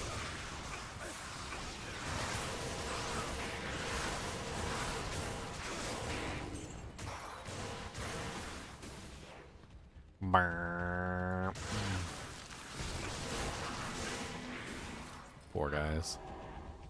They killed themselves. They not very smart. Ooh, ghosties.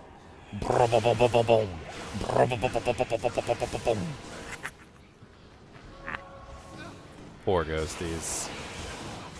Oh, these guys too.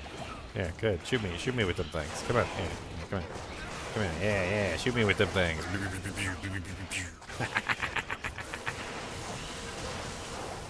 Oh my God, flares! I didn't even think of flares. They get. There's so many little tiny projectiles with flares. I didn't even think about flares. Boy, I need to go to the jungle and play with the flares.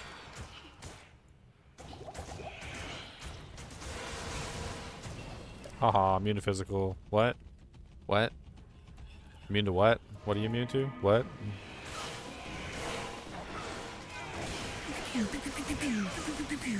Hands off the keyboard, boys. Who needs to actually play the game? I can just passively do this. Look at this. Look at this. Beautiful.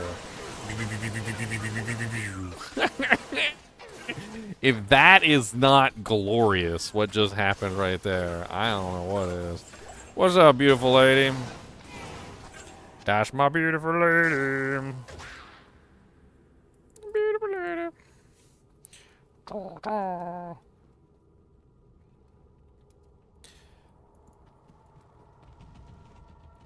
There you go. Kill yourself. Come on. Come on. Go ahead. Get yourself dead. Yeah, look. See? See? Oh. Why you do that? Why you hitting yourself? Why you hitting yourself? Why you hitting yourself? Why you hitting yourself? Here you go. Here you go.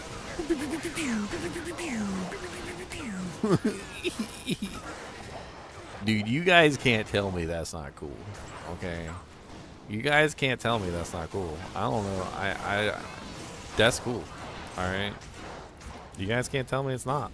Because it is. It is cool. Who else can just stand there and just fire off like a chain gun? I'm not even doing anything. They just hit me and I just fire off a chain gun in their direction. It's great. Look, here's another pack. Oh, these guys are champions. I'm gonna chop you. How about that? I'm gonna chop the champions. I chop those champions. I chop those champions after all. She's eating some dino nuggies. Good. Good. She should eat some dino nuggies.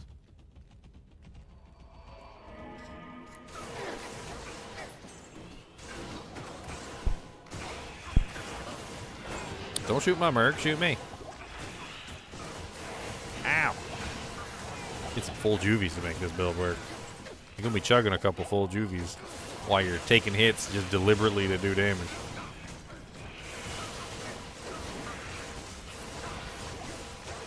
They shoot their little things at me and then they just get wrecked. Yeah, keep shooting me. Keep shooting me. Go ahead. Yeah, you guys too. Go ahead. Just keep on shooting me. You see what happens. See what happens when you shoot me. You're not going to like the result. The result is that you die. That's the result. 17,000 projectiles? Come on, let's go.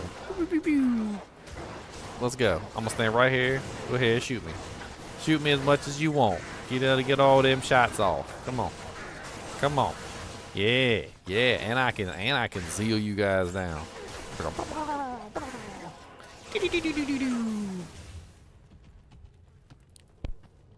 Oh Lord, I hope there's not dolls. I'll probably kill myself on the dolls.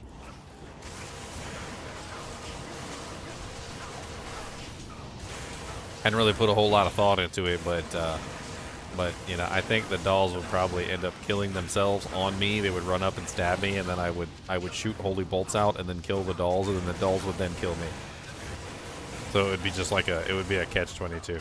I want to go somewhere where there's lots of AoE monsters. Like I feel like this. I need to see this now. Let's go to like Flayer Jungle, where we got a whole bunch of the little spitty dudes. I want to see the holy bolts shoot out in like 17 trillion directions when I fight the spitty dudes.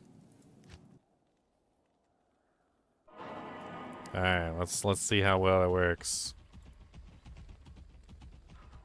I don't need 1 point redemption because I have redemption on swap with the War Scepter. So I grabbed a War Scepter with redemption. That's actually really easy to do, by the way. When you make your CTA, is just find a CTA that has redemption, and then you can just do it that way.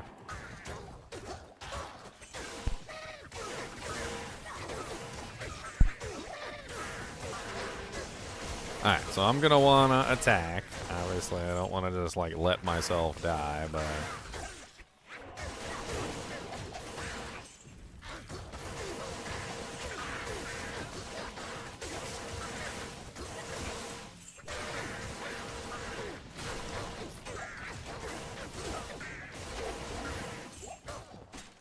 I mean, there's something really impressive about the ranged monsters. Like whenever they start attacking you, and you get all the little spitty dudes, and they're all like trying to kill you all at one time, and you get like tons of holy bolts coming out all over the place. I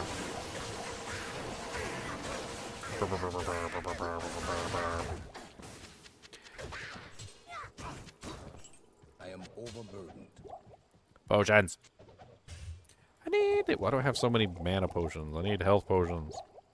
I need healing potions. I don't need the blue potion. I need the red potion.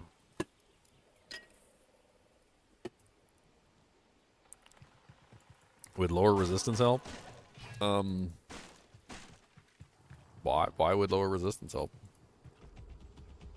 Magic damage is magic damage, just magic damage. It's not elemental damage. Lower resistance doesn't do anything for magic damage. It's not much that does.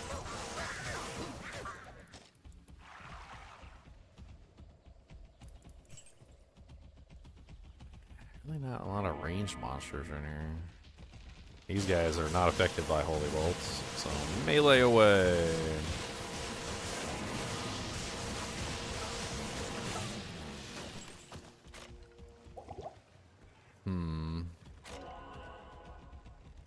I need spitters. That's what I need. I need speedy spitters. There's no spitters. It's upsetting. There's no spitties. There was no spitty spits. Where are my spitty spits? I need spitty spits. I need the spitty spits. The spits of spit. Let's go into this inside the swampy pit. There's probably spitters in here. There's also dolls, so I'm probably gonna die.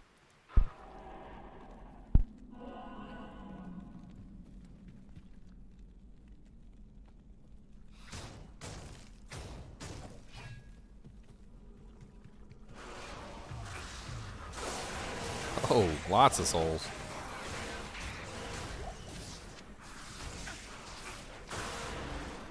I mean, the holy damage on the attack actually works out surprisingly well.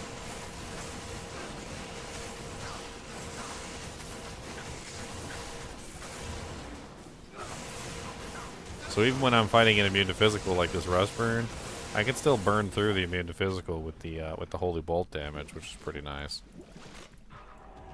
Uh-oh, fanaticized doll pack. Time to die, boys. Oh, we killed them all and we didn't die. What do you know? Must be that really high physical damage reduction we're running. Their damage is physical, so.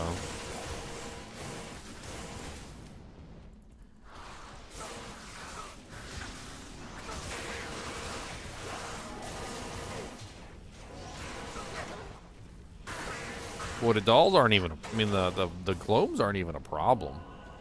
Like they're not even a problem at all. Oh, look at that! I am overburdened. Random stuff falling all over the place. So, you know, for those of you who've been following, I don't know if you've been following my videos on like the PRNG system and manipulating the PRNG system and stuff like that. One of the things that I had theorized long before I ever found out about the PRNG system was that proc effects are consuming stacks, basically.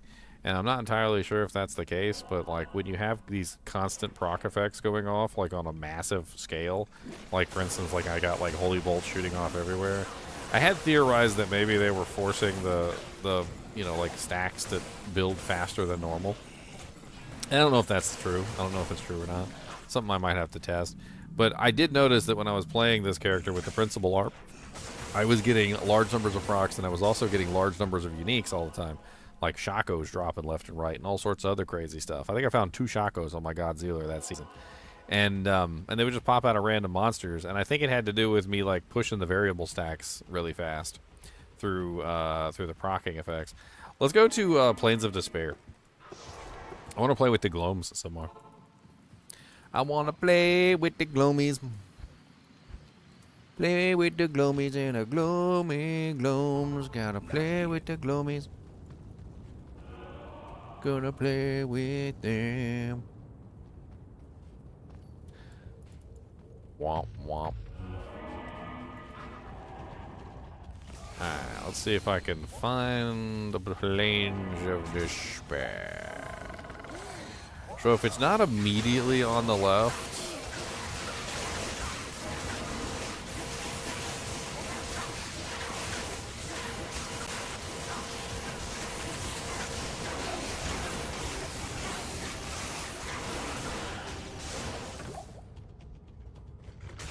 it's usually up north, but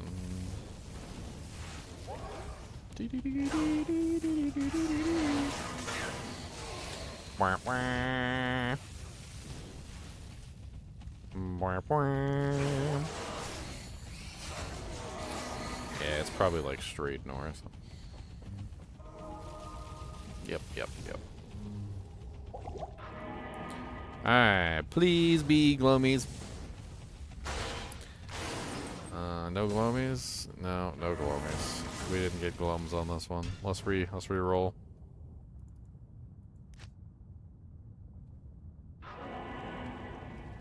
Not in town. Not in town. Seems like anything that does ranged is like ridiculously easy for him to kill. If it's a ranged monster and the ranged monster has, you know, a specific attack that does proc the effect, looks like it does a really good job of causing the damage output. I mean, you also got charge. I got infinite charge here, so get around pretty easily.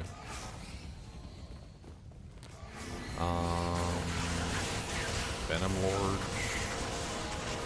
Flesh Spawners. What else is in here?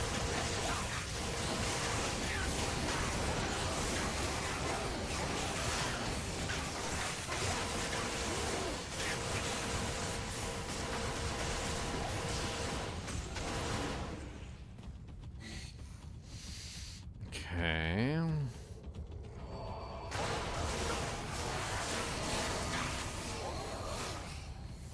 Oh, yeah. Poopies. Dang it. Well, we want Gloams to be there. They don't want to be there. Your mom's a Gloam. The Bane of Skelly Archers. Honestly, like Frigid Highlands, if you ended up with a Skelly Archer pack, yeah, you'd probably just annihilate them from existence. No Skelly Archers? Okay, let's do a quick run and see if we can find Skelly Archers, because I think it would be hilarious to just absolutely annihilate those guys from existence. Especially with how painful they are on a regular basis.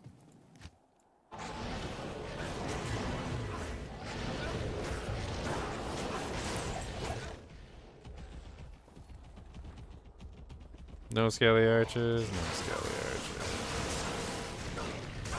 I mean, these guys will kill themselves too, albeit a little bit slower. Poor guys.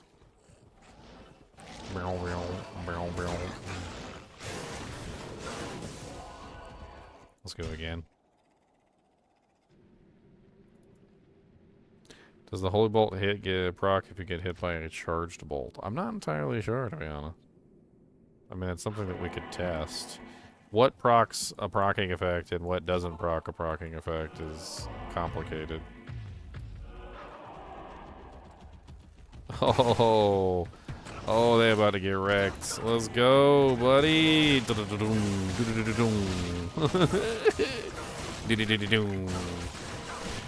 Yeah, keep shooting me. Come on. Come on, just keep shooting me. Let's go. No, don't shoot him. Don't shoot him.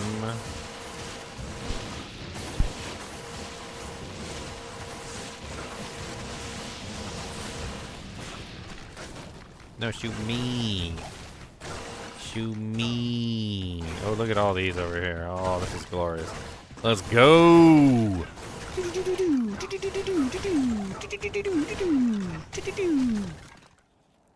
Poor guys.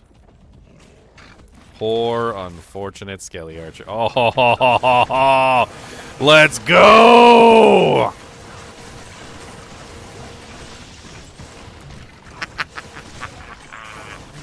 You pathetic skelly archers. You pitiful creatures. You pitiful demon undead lords. You pitiful. They don't even stay alive long enough to actually be, like, worth the show. Hold on. What if we change this to P8 just so that we can get, like, more hits in here? I'll go from Haragath. And that way all the monsters will be P8 from Haragath. Not here.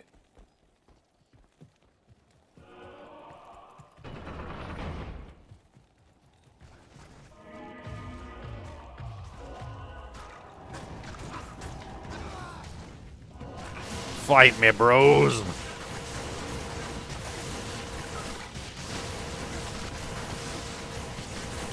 I want to see the light show.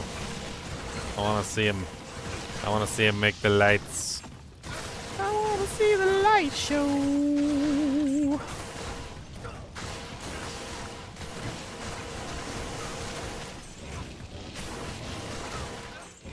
Had to be thorny hulks with the frickin' not damageable by holy bolts.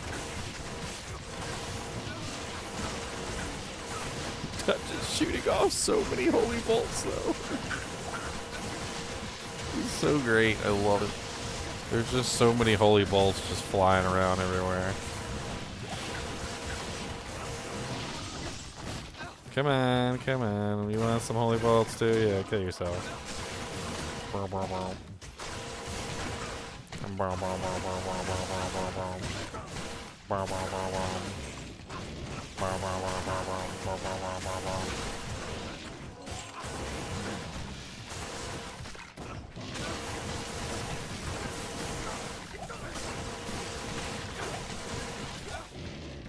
For P8, he's doing pretty good.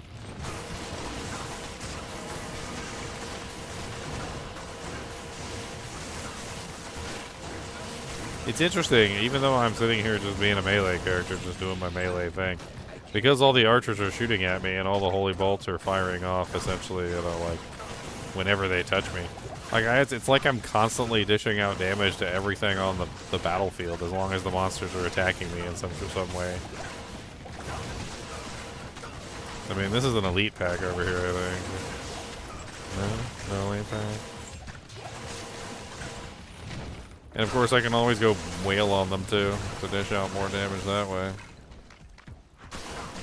Oh, did my merc die? My poor mercenary. I lost my regeneration capacity.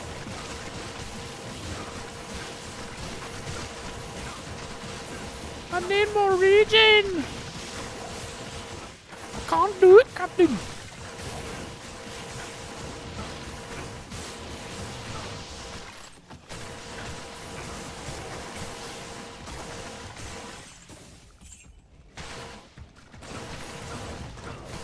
Alright, let's see. Let's line it up so that we can get optimal damage output. So all the holy bolts are basically going in a line.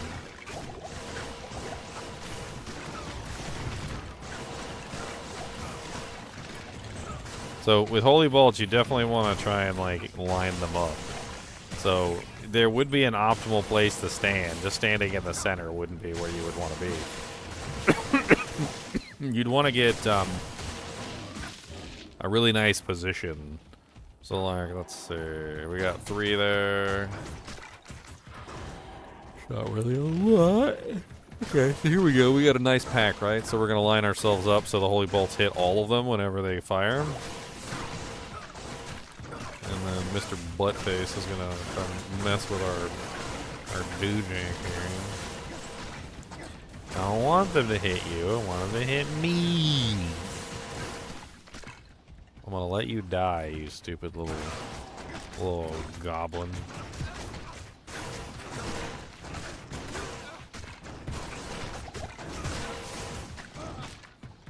Poor guy.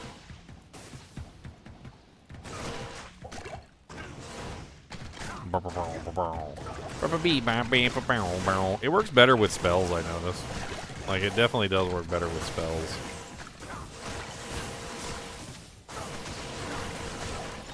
The life tap helps tremendously because obviously then I can life steal off of everything as long as I'm dishing out physical damage. So, I mean, that's useful. Oh, what's up, man? How's it going?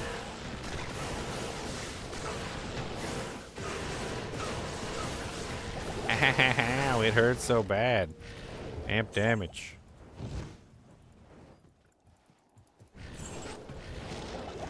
Of course, I'm kind of just like playing around with it. Also, normally I would be in here attacking, trying to dish out, you know, some fizz damage, which to get my life leech back. As long as I'm attacking, I can usually maintain my HP pretty well.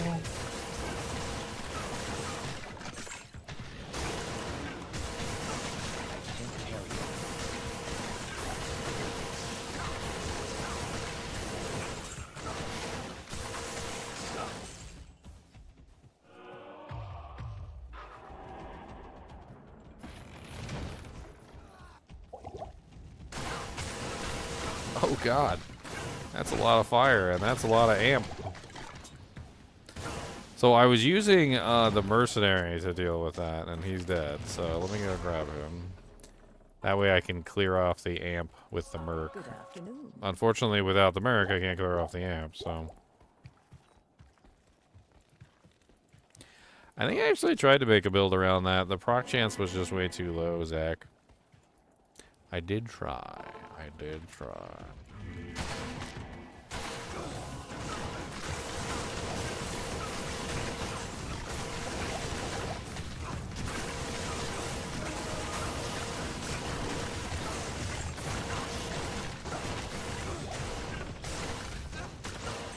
I mean, this is not bad kill speed for P8.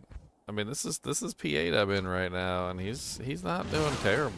Like, let me take him into Worldstone again on P8. I'm kind of interested to see how he does against those gloams on P8. Of course, there needs to be gloams down there, but hopefully there is. Usually there is. Oh, I mean, hopefully, hopefully there's gloams.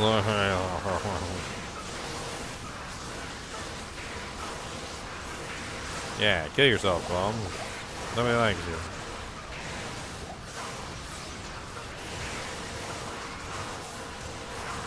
Hey, if you're gonna come within melee range, I'm gonna attack you.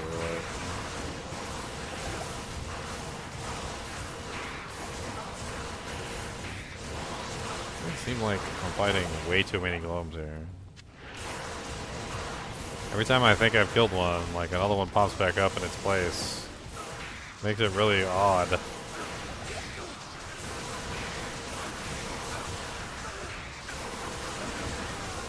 Poor Pratham. Can't hang with the Gloomies. I'm gonna hang with the Gloomies, the Romies. We gotta hang with the homies, the Bromies. Oh yeah, that's right. We got Ancients, so they're being resurrected. I wasn't even thinking about that. Let's see if we can find a big pack. Oh, we got these guys are down here too.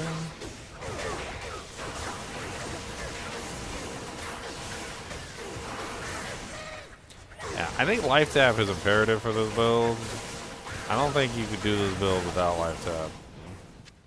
I feel like the amount of damage that you take on the regular to cause these little holy bolts to proc out, you know, you just, there's no way, no, you can't make yourself tanky enough, I don't think. Like, there's no way to make yourself tanky enough and also get hit at the same time.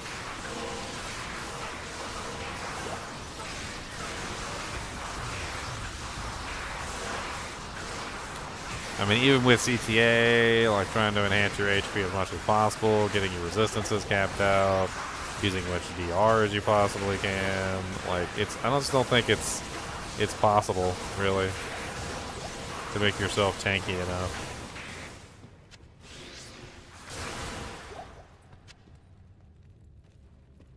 You like a full inventory of juvies.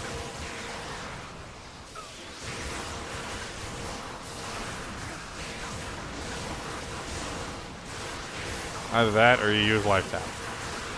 And as you can see, like, as soon as life tap procs, you're pretty set as far as, like, you know, survivability goes. And you can just sit there and you can just dish out the damage, life tap back up. I mean, no matter how tanky you make the character, you need to prevent one-shots, obviously. So you don't want to get one-shot by the monsters, but...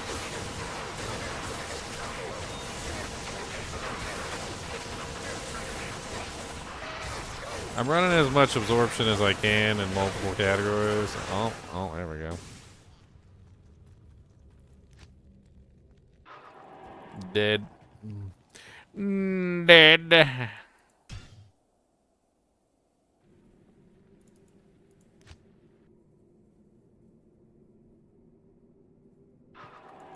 My poor corpse.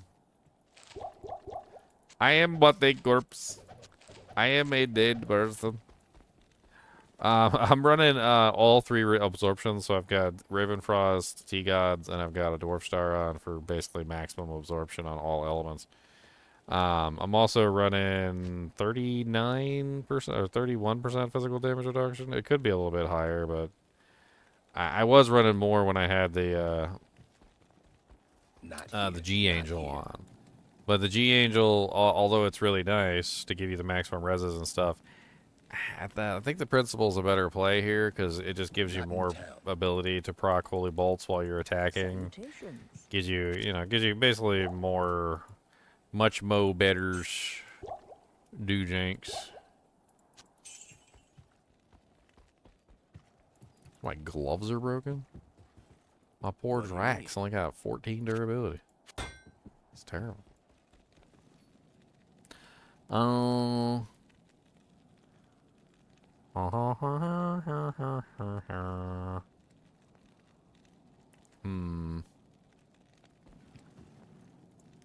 go back down there again. Oh, we got poison. Do the poison ones proc it too? Ow! Ampy, ampy, amp.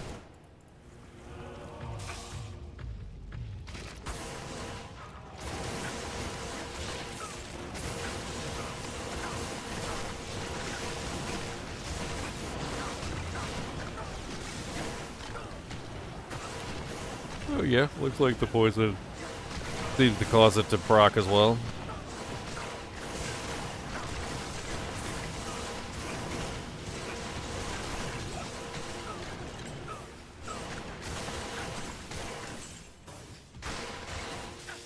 Stop rezzing everything. Always with the rezzing. Just got rid of those guys. I want them to get back up. See what's on the next level. This is kind of a boring configuration of new change. So much aim.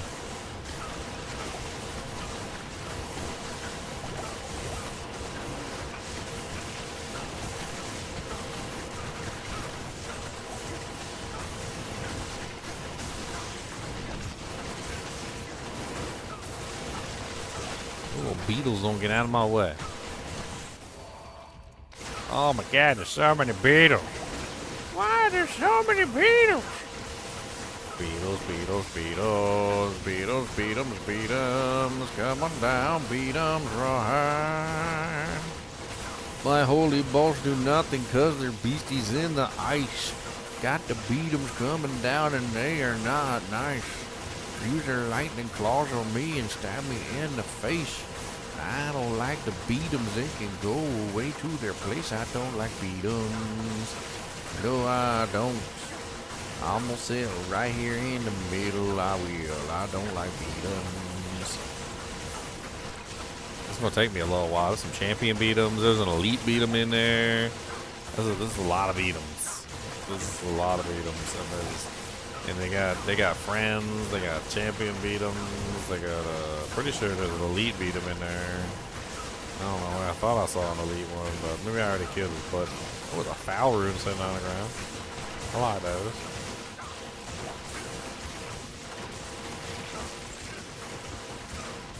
That life tap, honestly, is what came in clutch to save my life. I think without the life tap, I would have been dead like 10 times over by now. 20 times over, 30 times over, 40 times over, 50 times over. Definitely. I mean, the sheer number of holy bolts, though, popping out of everywhere, I mean, it definitely goes to show you just how crazy the build is for spamming holy bolts. One thing I'm noticing, though, is you probably definitely don't want to use superior equipment with this build, because everything's going to be broken all the time. You can see my boots are broken, my gloves keep breaking, like... I mean, the indestructible nature of the Crown of Ages is probably a boon there. Yay, spitters! I love spitters. Yeah, get your... Ow, ow, ow, it hurts. They only take so many of those. Ow, ow, ow, ow, ow, the poison. So much poison! Hello. Yeah, let's get our merc back and repair our boots. Afternoon. God, I just realized my character's like Goku. Every single time Goku ever gets into a fight, his clothes get ruined. Like, it's literally every single time he gets into a fight, his clothes are ruined and he needs new clothes at the end of the fight. Like, the durability of Goku's clothes is like one. He's got one durability. Oh, I took a punch. My clothes are ruined. Ruined. Ruined. Hey, we got all range characters on this one. This will be interesting. Let's find a good room that still has a bunch of monsters in it. It's pre-buff too while we're at it. Get over here, Mark. Making my life difficult. Oh God. Oh God, save me! So much damage!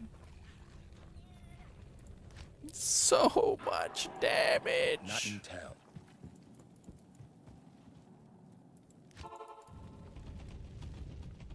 Burn. Burn. Burn. Burn.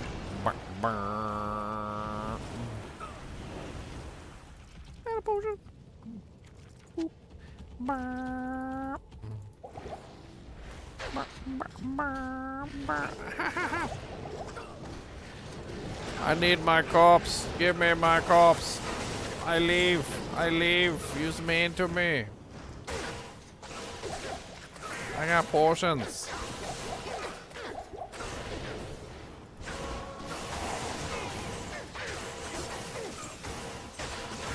It's the amp that did me in, unfortunately, because the spitters have a physical damage component to their spit. So the amp combined with everything else, and it basically was my undoing.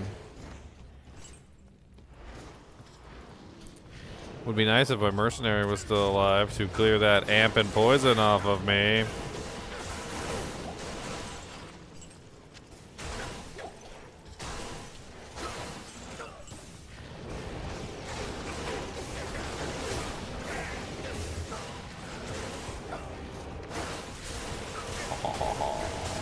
Die, cursed monsters. Ow, ow. Still amped.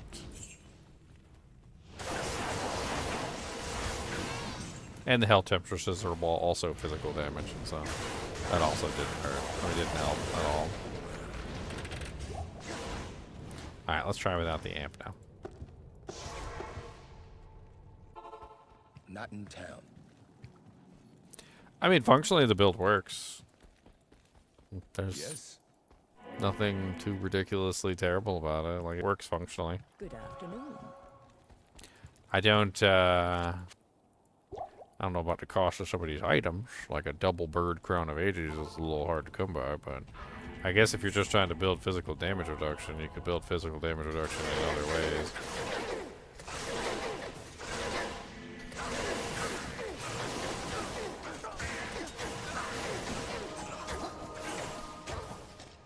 Haha.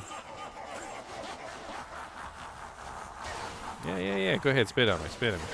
Go ahead. Do the spitty spits. Yeah.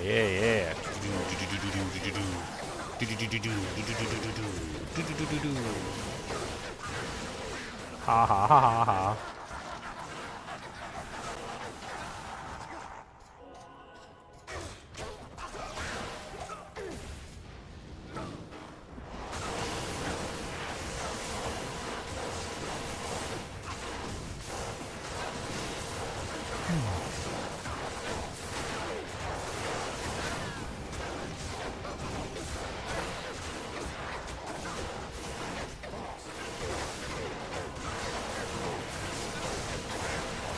These P8 monsters are a little tougher than the other ones.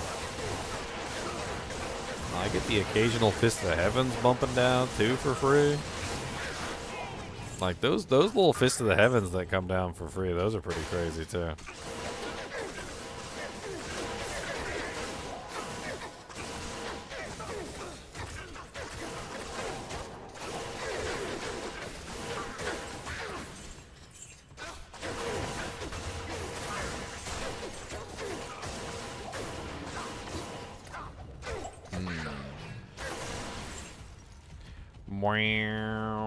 Oh lord, that's a lot of monsters.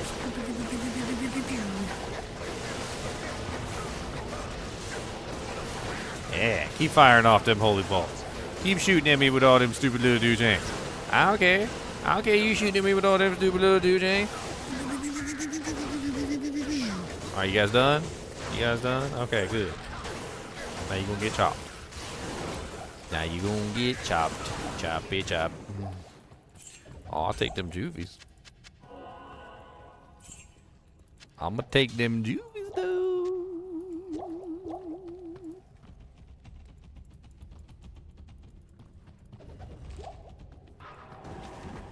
Burr, burr, burr, burr, burr, burr, burr. Speeding through your zone. I'ma kill y'all with my megaphone.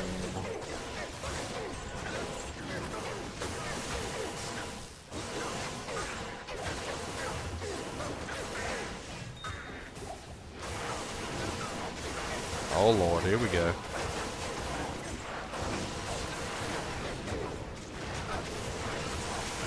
Mert, get out of the way, you're messing up my procs.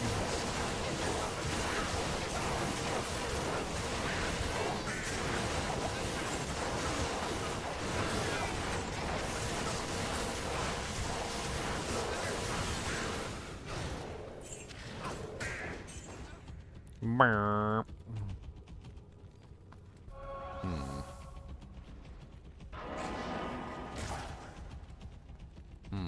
Where the hell's the thing on this one? The hell?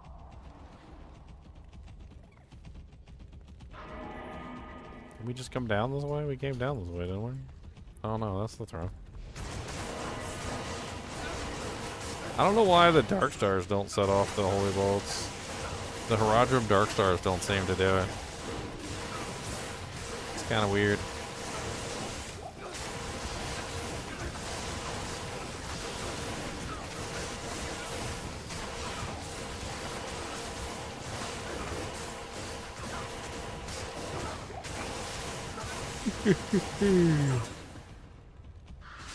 Oh, hello, Gloomies. Yeah, kill yourself. Quit hitting yourself. Quit hitting yourself. Quit hitting yourself. Quit hitting yourself. The Gloom Hunter.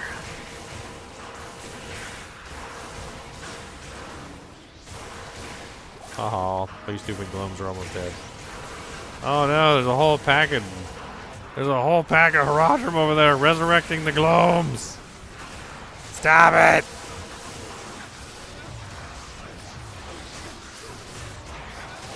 Stop resurrecting the glooms! If I put them in the dirt, I want them to stay in the dirt.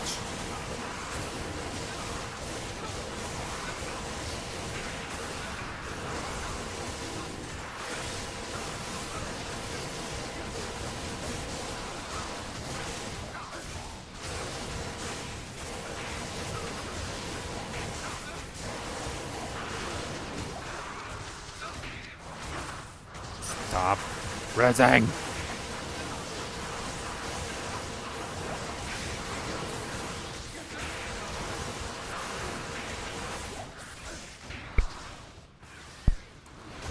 God, everything's undead in here too, so the Haradrim can resurrect literally everything.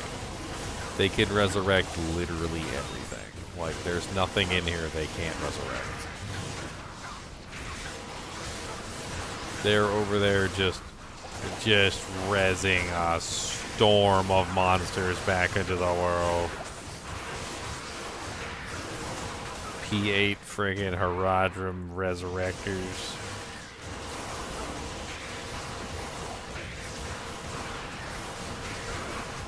This build is so silly, and I like it. I like it. I like it.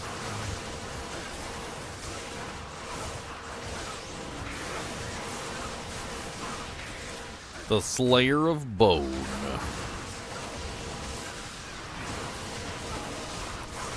Oh Lord, I'm stuck in the middle here. I got an amp on me. Oh wait, they overwrote the amp with life tap. Good. I love it when they do that. They cast a really nasty curse on you, and then like right after they cast the really nasty curse, one of the kinder mages will just automatically cast a much nicer curse on you. They're like, oh, like he casts amp on you. Oh, here, have weaken. I like weaken better. And the guy who cast amp is like, you mother. We almost had him. We.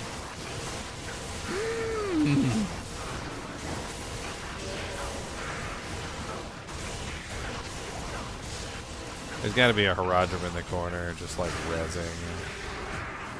It's gotta be. Because the monsters just don't seem to be dying. It's taking way too long. Taking way too long.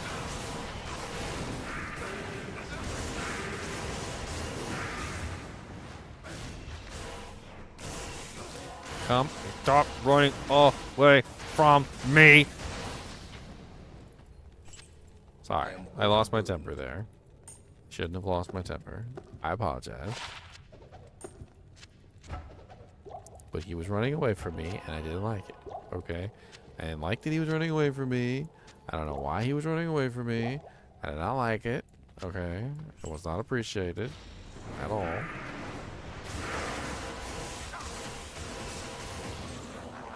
I let him know that it was not appreciated.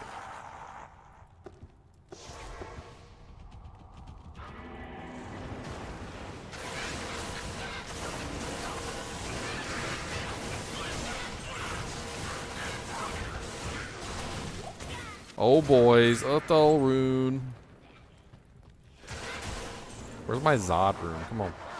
Zod, Zod, Zod, Zoddy, Zod, Zod, Zoddy, Zoddy, Zod, Zod, Zod, Zoddy, Zod, Zod, Zoddy, Zoddy, Zod, Zod, Zod. Oh wait, I forgot to,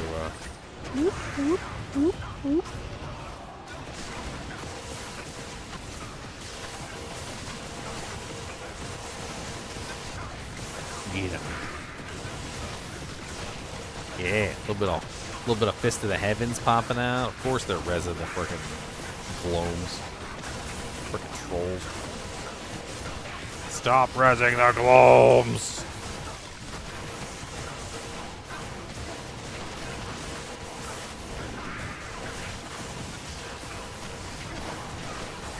Please stop rezzing the glomes. Please? I said please. Gloam, gloam, gloam, gloomy, gloam, gloam, gloomy, gloomy, gloam, gloam, gloam, gloomy, gloam, gloomy, gloomy, gloam, gloam, gloam, gloomy, gloam, gloam, gloomy, gloomy, gloam, gloam, gloam, rezzing everything in this place. Rezzing all the monsters,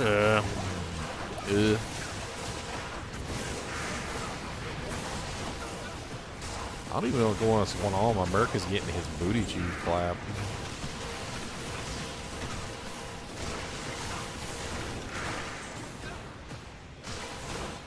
Come here. Come here. Come here, Mr. Skeleton.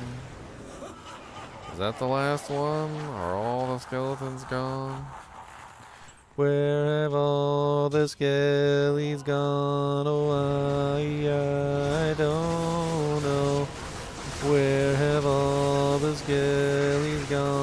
My friend, we need to know, where have all the skellies gone? They are dead, they're dust and bones. Where have all the skellies gone? Resurrected to your home.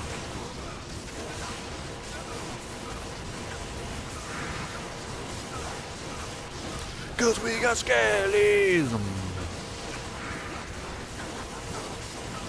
And they're dangerous. We got skellies. And they're dusty.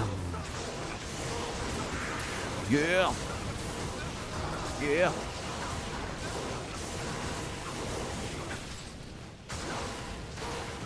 Honk.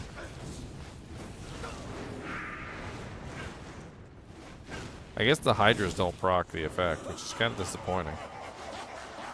I thought maybe the Hydras would, but it doesn't seem like the Hydras will proc the Holy Bolts. The Inferno doesn't seem to proc the Holy Bolts either.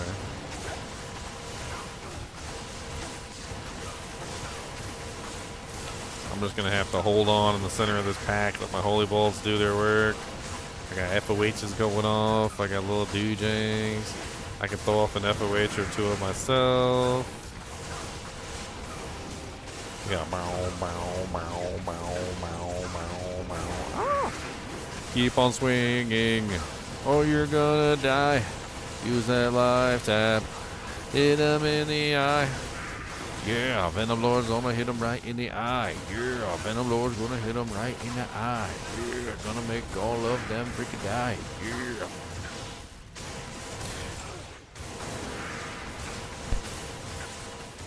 They seem to be immune to poison.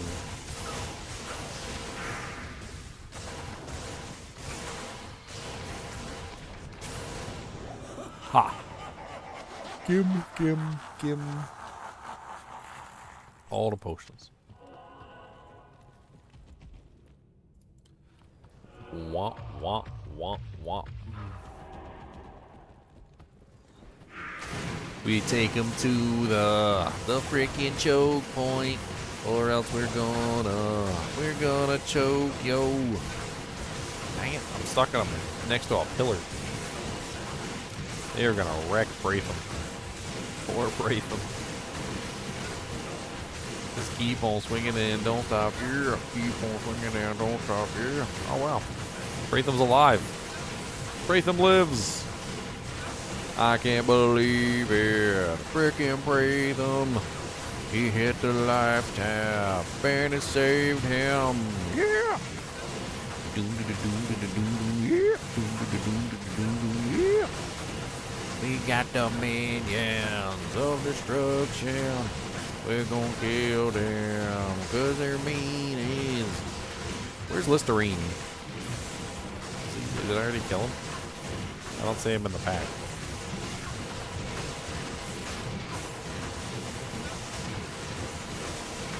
That one's almost dead. Oh, there he is. What's up, Lister? Oh, we spectral hit. Spicy.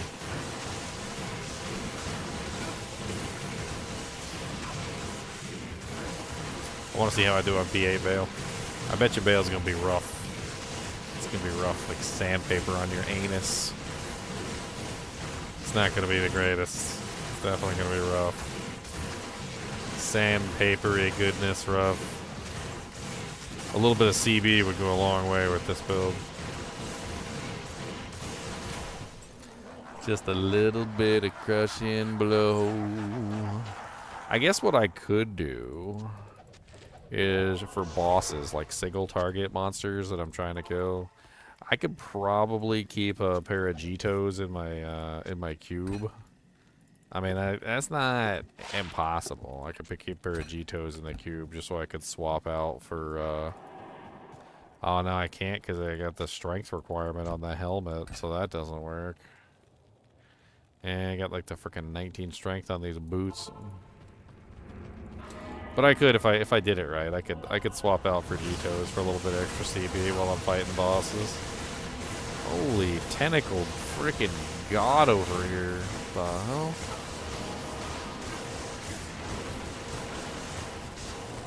You got enough tentacles, Bale? Like, dang. You straight off a hentai kick, ain't you? Got them hentai tentacles. Not here. Morning. Alright, let's get some Healy potions. We probably won't need them versus Bale. Because we got that life tap running, but...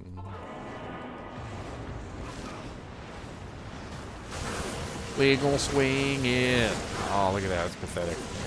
My damage is... He ain't even lost no HP yet. I already done swung like 20 times.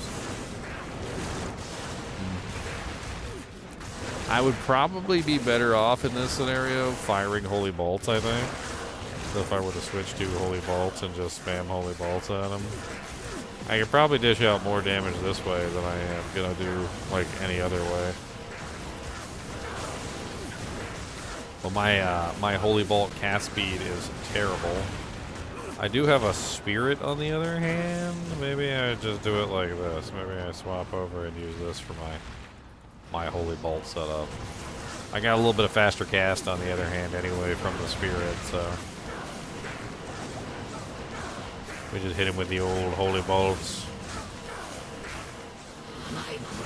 My brothers are not have died in vain.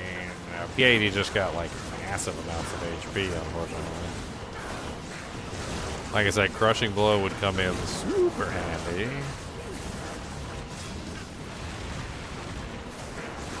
He's a demon. He's got tentacles. He's a demon. And I don't like him because he's a demon. Yeah, he's a big old nasty monster demon. Yeah. Yeah, so this is not going to be the greatest boss killer unless I added some Crushing Blow. I mean, there's a couple choices for Crushing Blow. Obviously, since I took off the CB gloves, I don't have access to that. I could throw on Goblin Toes. That's an easy Crushing Blow option. So that add in 25% CB, which I basically have no Crushing Blow at the moment. So I think Goblin Toes is really my only option there. Unfortunately, putting on Goblin Toes immediately de-equips my Crown of Ages. But I think with a little bit of Crushing Blow added in, I think the whole fight would go a hell of a lot faster.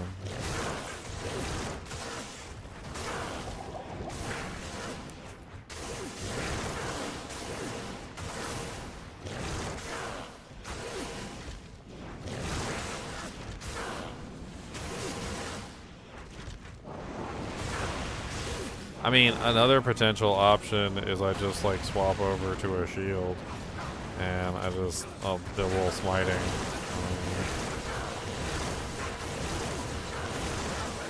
I put Fanaticism over there so I can smite faster.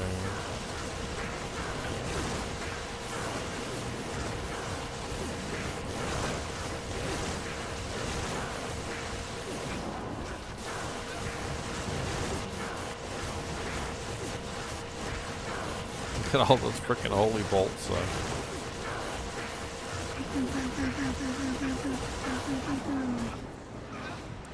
I'ma smite him with my big shield. I'ma smote him with my big shield.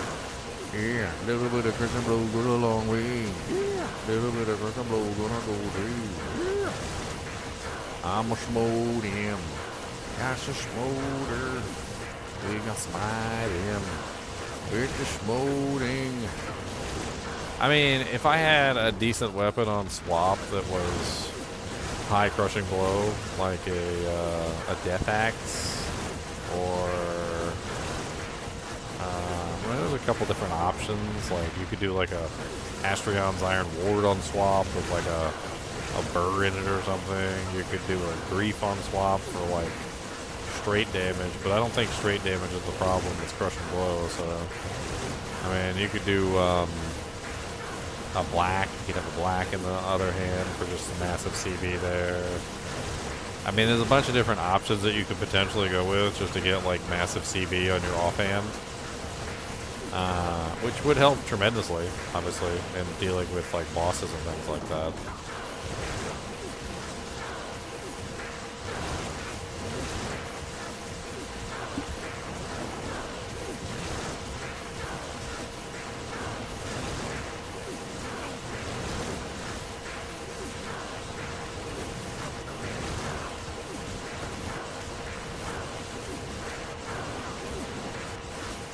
Massive HP, Bale. Massive HP.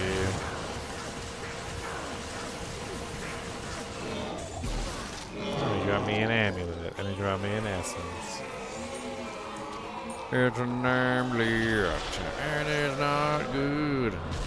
It's a fire skills underneath the hood. I mean, is the build viable?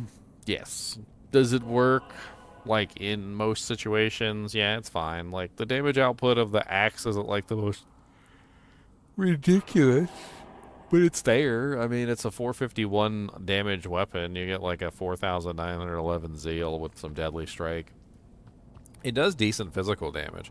It also does really decent elemental damage through the, obviously, the holy bolts that it puts out. I think the most impressive thing about the build so far is just simply taking on like a pack of ranged monsters. It seems like the ranged monsters are more likely to trigger the effect than just about anything else. Yeah, I stream 1440 on Twitch. I stream 1440 on all platforms except for the ones that don't allow me to stream 1440. But when it's especially apparent when you find like a pack of, you know, like skeleton archers and they start shooting you and you get like multiple holy bolt procs from the archers. And like the more archers that there are, the sillier it gets. And of course, a lot of this testing I've been doing has been in P8. So like if we go to P1, for instance, and we change this out a little bit, in P1, the holy bolts are strong enough to pretty much one or two shot most monsters just from the proccing effect. So, like, when we go down here and we find, like, a pack of skeleton archers, which I don't know if I'm going to get skeleton archers again, but let's see if we can grab the skelly archers. All right, we could probably just go to sewers. That might not be a bad option. Let's go to sewers real quick.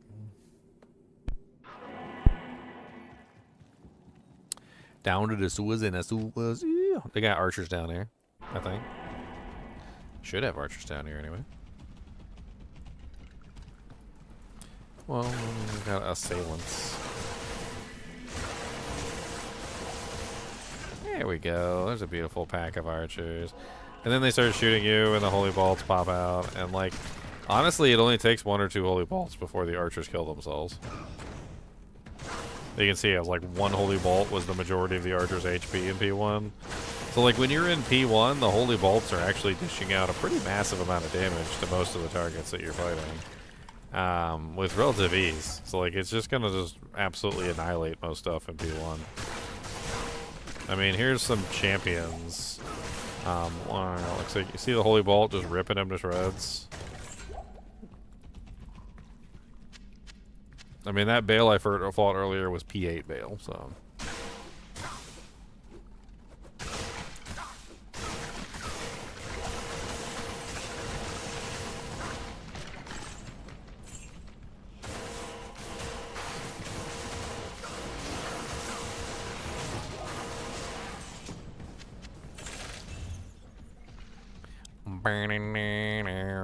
Banana.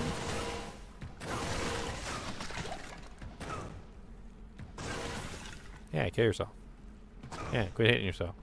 Quit hitting yourself.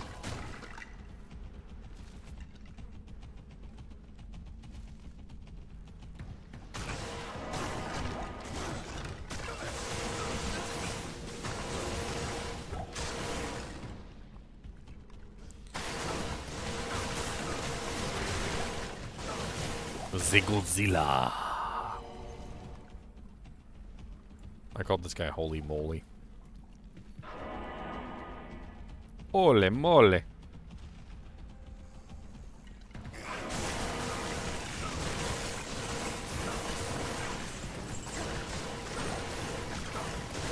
I do notice that the holy bolts have a tendency to cause the ranged monsters to stagger as well, which is kind of interesting. Like a lot of the times when the holy bolt travels through the monster packs, if it does enough damage, they stagger out. So they get the FHR stun.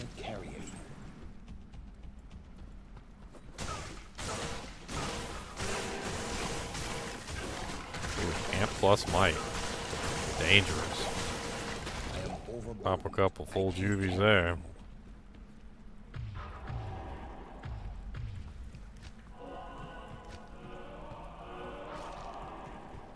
Can you clear off this amp for me? Is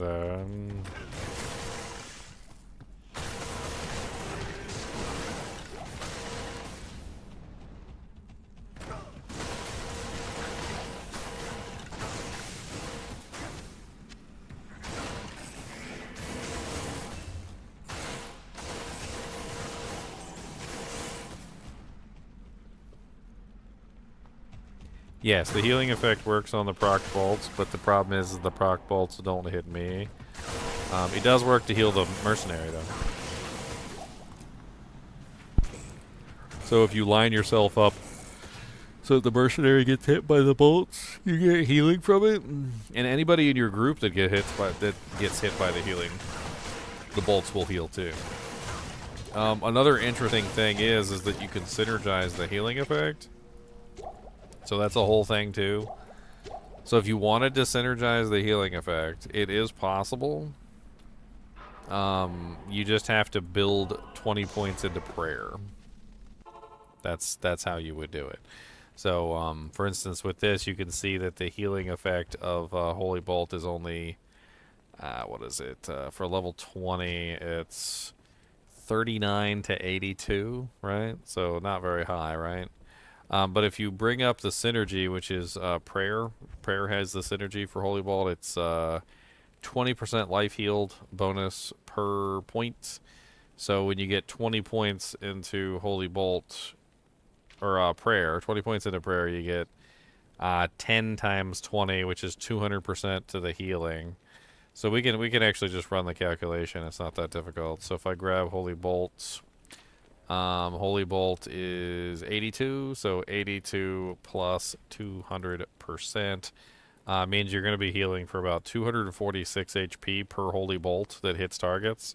So those procced Holy Bolts that are coming out of me, that are just like randomly shooting all over the place, if you get hit by one, that's 246 HP restored to your bar if I went that route. Which is really interesting. So you'd also kind of be like a spam healer at the same time. And the Holy Bolt that comes out of the Principal Armor, which is only level 5, would also get the same 200% bonus. It wouldn't be as high, but it would also be healing as well. So those would be healing. The ones that come out of the Boneslayer Blade are healing. Now the ones that come out of Fist of the Heavens don't heal, though. So those don't heal. But yeah, you're basically spamming heals all over the place for your group. So you're constantly spamming heals everywhere. And if somebody's standing on the other side of the monster that you're fighting, and you're hitting them as quickly as you possibly can, you're going to be spamming as many of those heals as you can toward them in a rather quick, fashion. So like if I'm standing, say, let me switch this to P8 so the monsters actually last long enough for me to display this, because in P1 they're just falling down too fast. Let's go to River Flame.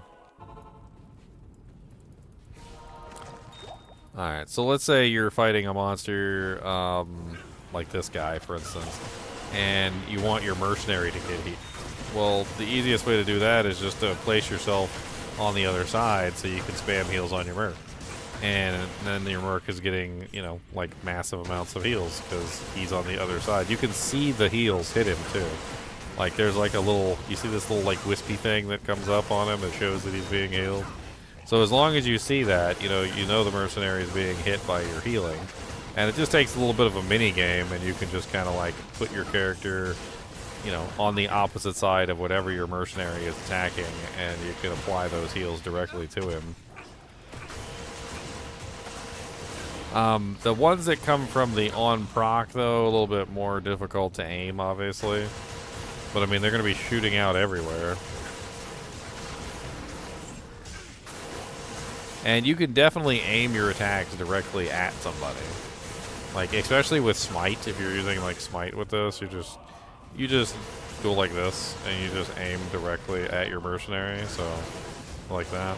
And then you just apply that directly to the mercenary's face. And now the mercenary is getting spam healed. He doesn't have to worry about losing any HP anymore. He ain't gonna die. Not while he's getting spam healed with as many freaking holy bolts as I can shoot in his direction.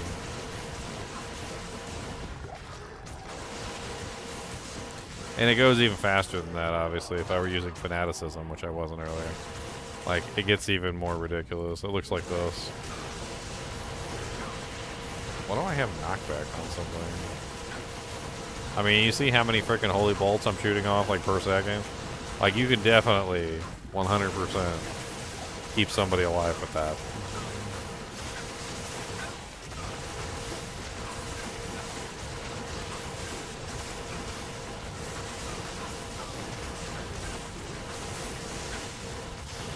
I mean, what questions do you have about Druid, Nafil Kazi? I can try and help you out with your builds. I don't know what build you're running. There's like 1,000 different Druid builds. Are you running Fire Druid, Hurricane Druid? Are you running like a full minion build? Are you doing like all the wolves and all the bear? Are you doing like a werewolf druid, a were-bear druid? Like some sort of combination of the two? I mean, there's tons of different druids out there that you can make. I mean, there's Fireclaw druids. You know, there's even like my Hurricane Gilbert like spammer. That's the second foul rune I found today, like in this Theorycraft. What the hell is that? Not here. I mean, it's offline, so it's not like it really matters all that much, but. Not in town. I don't know. I mean, like, if you wanted to go more support, you could throw 20 points into prayer. I mean, it would be doable. Like, you could pull some points from these. Like, you don't necessarily need the 16 points here, so you could throw 16 into prayer, and then probably pull a couple points from zeal. Like, it's not that big of a deal to have max zeal, and then you'd have the full synergy for prayer. I mean, an interesting option for, like, if you do go the prayer route is you could potentially utilize the regeneration to your benefit. So instead of, like, having your mercenary wear the regen equipment, if you have maxed out prayer, I mean, you could put, like, a cure helmet on your head or something to give yourself the regen, but, and of course, losing lots of damage reduction in the process.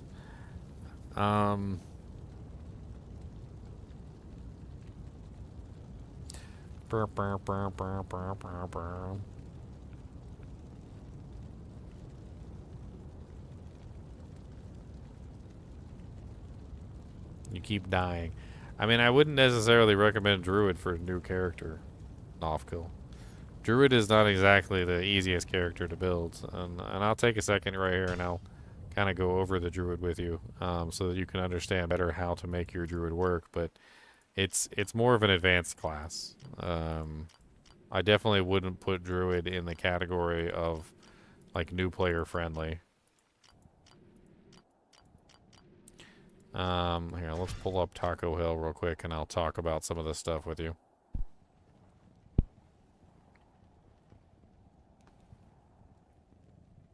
Alright, so first off, the Druid trees. You have 3 trees. Okay, you've got the elemental tree, you got the shapeshifting tree, and you got the summoning tree.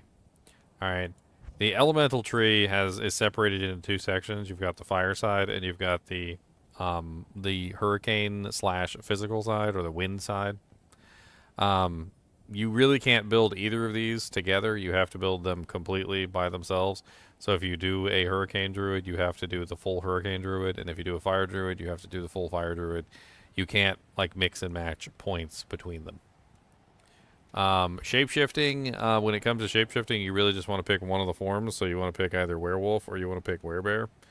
The differences between these two are very simple. Werebear is a very tanky, high defense, but it's slower. A werewolf has more damage. It hits more often, and it's a little bit, well, it's not as tanky as the werebear, that's for sure. Because the werebear gets a massive amount of defense, whereas the werewolf gets attack speed and it gets attack rating, right? So if you're building a werewolf, you're generally going to go with Fury. Fury is like the best skill for werewolves. It's very fast. It does lots of damage. It hits multiple targets. It's a very effective ability. You usually top it off with Feral Rage just for a couple points, like 1 point in Feral Rage, so you can get the additional run walk bonus, which is really nice. If you're a werebear, you're pretty much going with Maul. And in that case, you're going to use Maul, and sometimes you might use Shockwave to go get something else.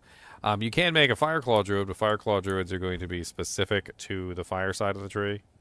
You're going to need to build the synergies for Fireclaws, and Fireclaws is actually pretty nice. It's not bad. I know I'm kind of blocking some of this stuff, but I'm trying to go over everything here. The summoning tree, the summons don't really do any damage unless you build like all the summons.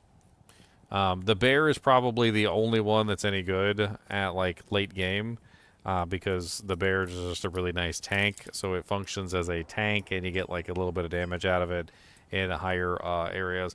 If you're doing the full summon tree, you kind of have to do the full summon tree, and that means you got to put 20 points in ravens, 20 points in summon spirit wolf, 20 points in dire wolves, 20 points in summon grizzly, etc. Overall, when it comes to this character, it really depends on which build you're trying to go for. If you're trying to go with a melee build, you want to go with two-handed weapons. You need physical damage reduction. You need a very high physical damage weapons. Things like Insight can be used early on in like a stalagmite staff.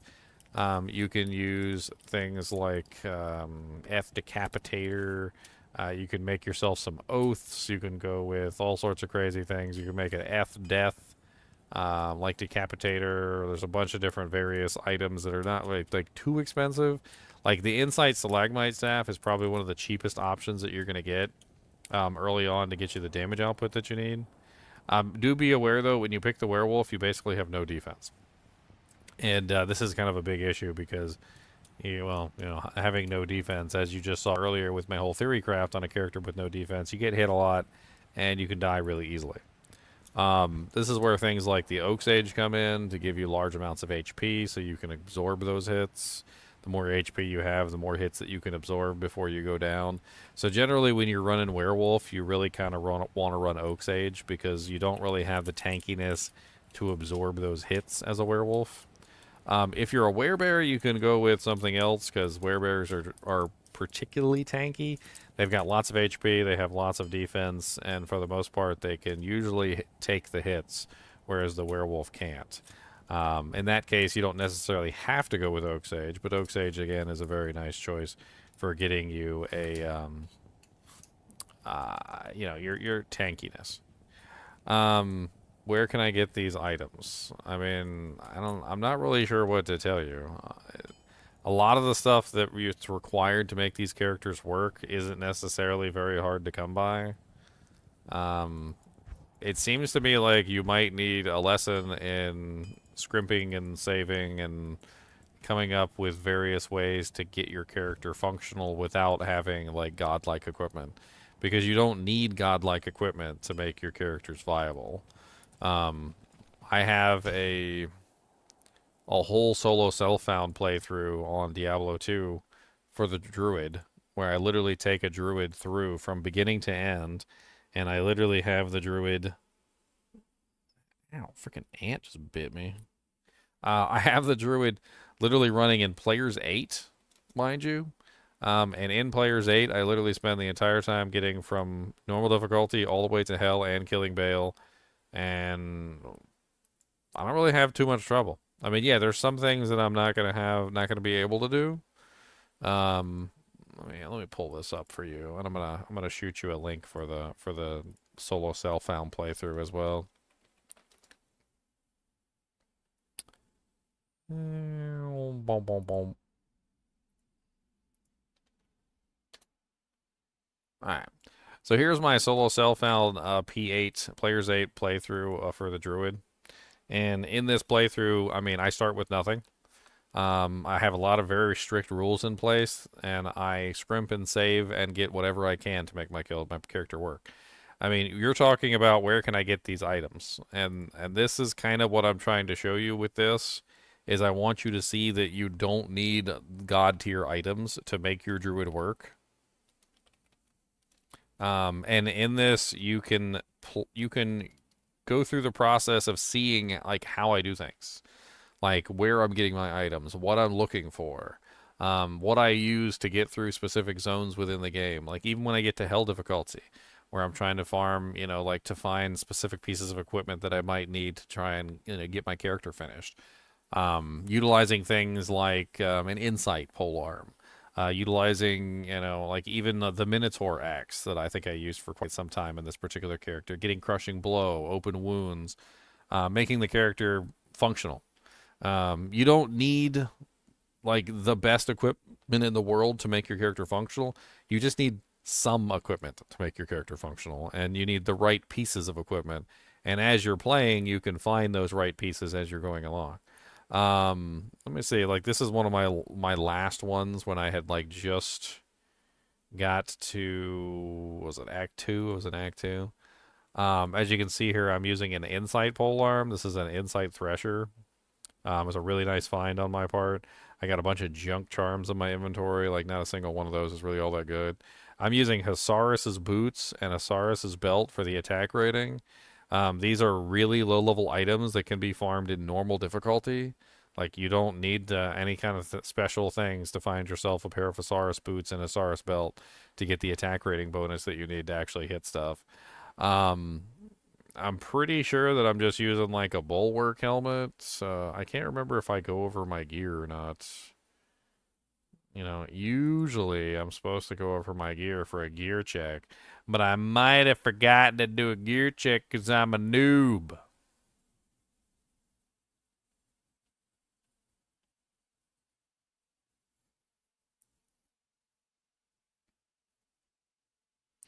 But earlier, before this part of the solo self found, I was using various weapons. Like when I first got to hell difficulty, I don't believe I had yeah, I didn't have that yet. So you can see I'm using a bone snap maul.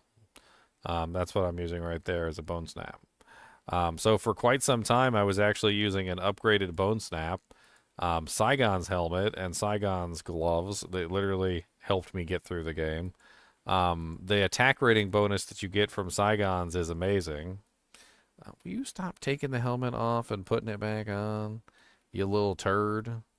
As you can see, you get 608 additional attack rating from the Saigon's two-piece.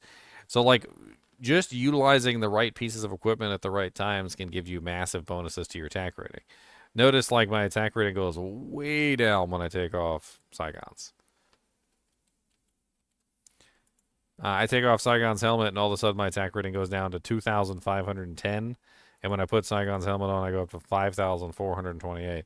And attack rating is massive for this. Like, having large amounts of attack rating is going to be ridiculous.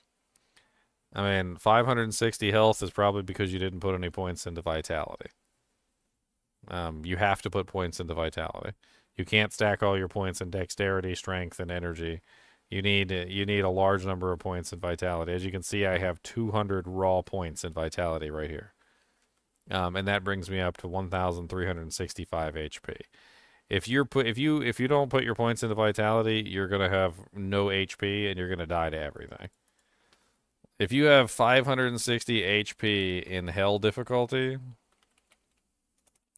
I hate to tell you, but you're dead. Like there's pretty much no way out of that. You're gonna die. It's gonna be painful. You're gonna be dead a lot. Most of the monsters are gonna one-shot you on a regular basis. It's not gonna be nice.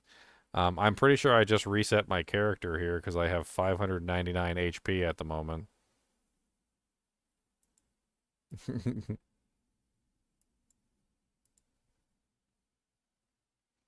I have HP go down to 599 all of a sudden. I did an Akara reset? I must have done an Akara reset. I kind of want to see the reset real quick. Come on, show me the reset. Oh no, that's just me. That's just me losing my form. So going back to human form from wolf form, because you get a lot of HP when you go to wolf form as well. That's a whole nother thing. So like when you're utilizing your werewolf form, you get you want to put 20 points into lycanthropy as well, because that's going to get you a massive amount of HP, which is huge for your particular character.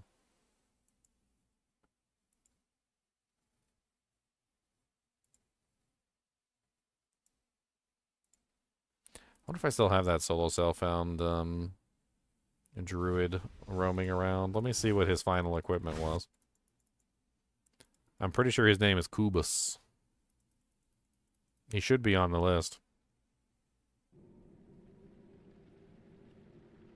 I don't even recommend 500 HP even if you are a pro player. 500 HP is just way too low. That's like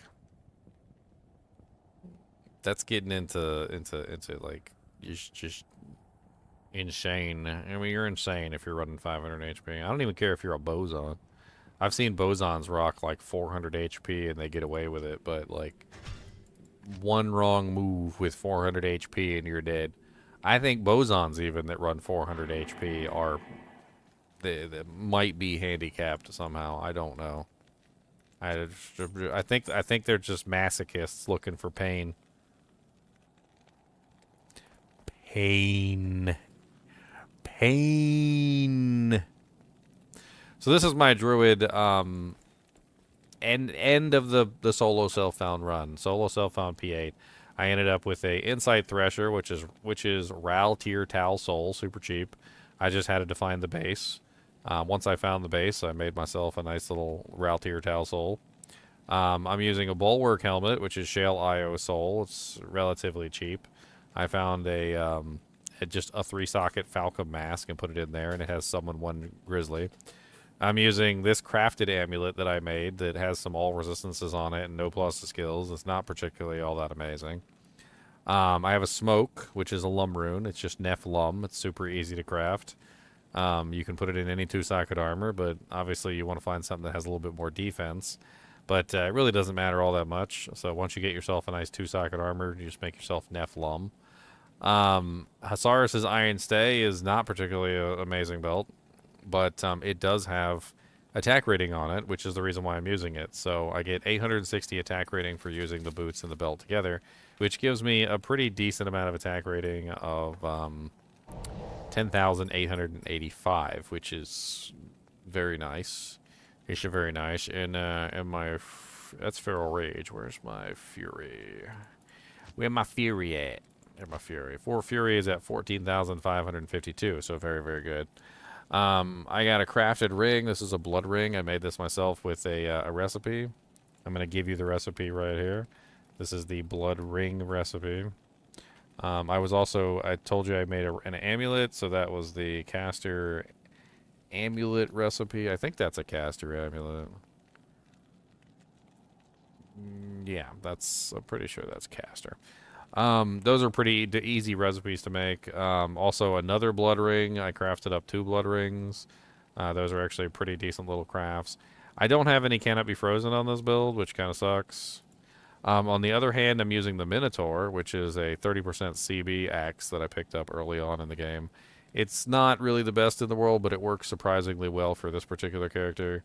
It was a godsend to find the Minotaur early on in the game.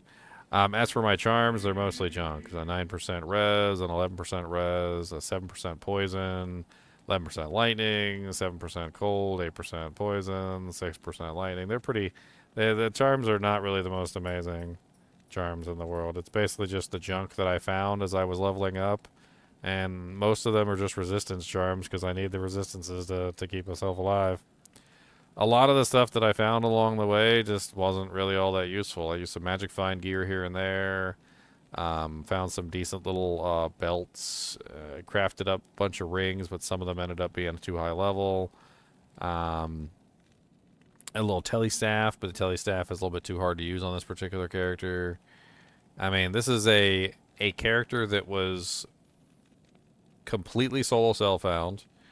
I ran him all the way through the entire game from beginning to end, and I don't know. He does pretty good for what he is. I got my little wolvies.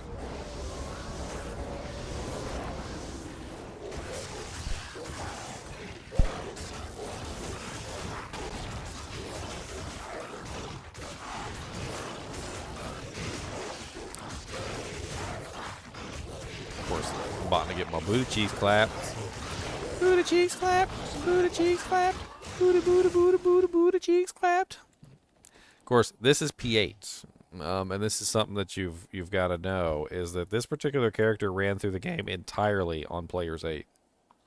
If I drop this to P1, like, the damage that he has in P1 is insane. He may not be geared for P8, but with this equipment, he can handle P1 with absolute ease, like to the point of ridiculousness. If I went out here right now and did the same exact thing in P1, he's just gonna roll right through it. In fact, hold on, let me get my little feral rage running. I want my feral rage. Give me my feral rage. Feral rage. Rah, rah, rah, rah. Let's throw a little bit of that in there. Get a little.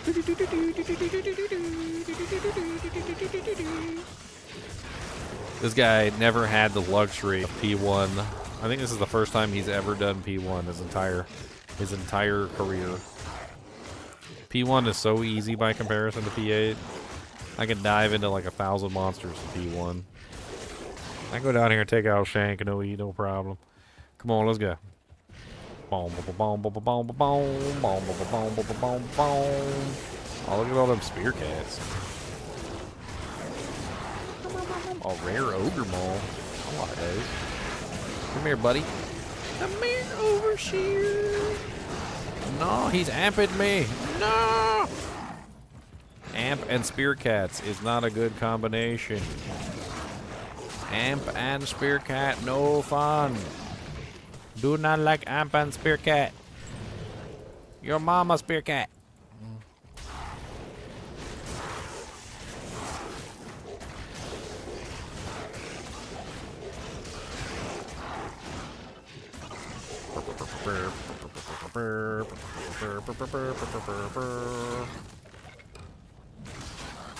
I see you down there. I see you down here. Don't think I don't see you down there. Punks. Come here. Come here. No. You fired a fireball at me. Die, Shank.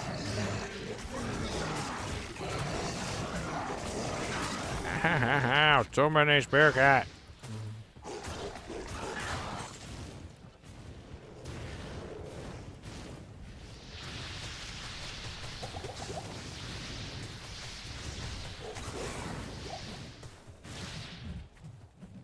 It's locked. Are y'all the rudest spear cats? I swear. Ow, ow, ow, ow. So many spear cat. I'm gonna drink this water. Oh.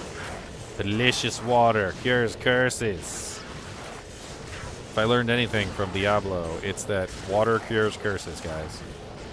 Water cures curses. If you're cursed, just take a big old swig of some delicious waters. Okay? Just delicious waters is how you cure curses. How many enemies does Druid slap in one hit? One? Get out my face, sucker.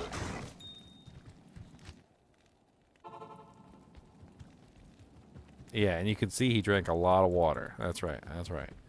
All the watums.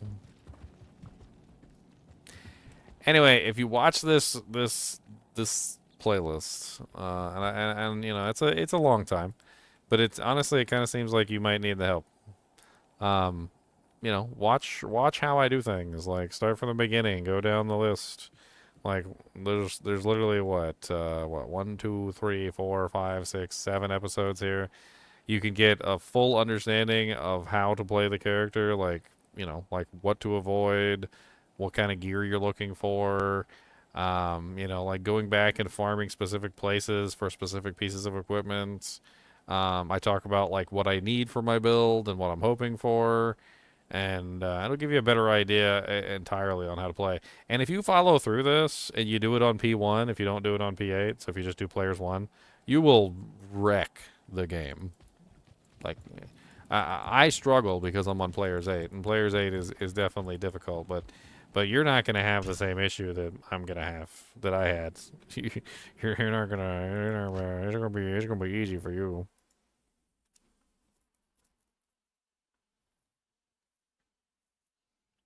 Is it possible to do a whirlwind werewolf? No, there's no way to add whirlwind to the druid. You can do a whirlwind assassin. That's about it. All right, guys, I'm gonna go get something to eat for lunch, and I worked night shift last night, and I'm freaking still tired. So I don't know. Maybe we'll do some more live stream later. I say lunch, but it's more like dinner. Um, I'm not sure, or maybe I'll just go to sleep because I'm tired. My prerogative. Nighty night. Anyway, thanks for joining me for these fun little theory crafts. I hope you enjoyed the Boneslayer blade theory craft. Be sure to like post in the comments whether you liked it or not. As always, thanks for watching, and keep watching.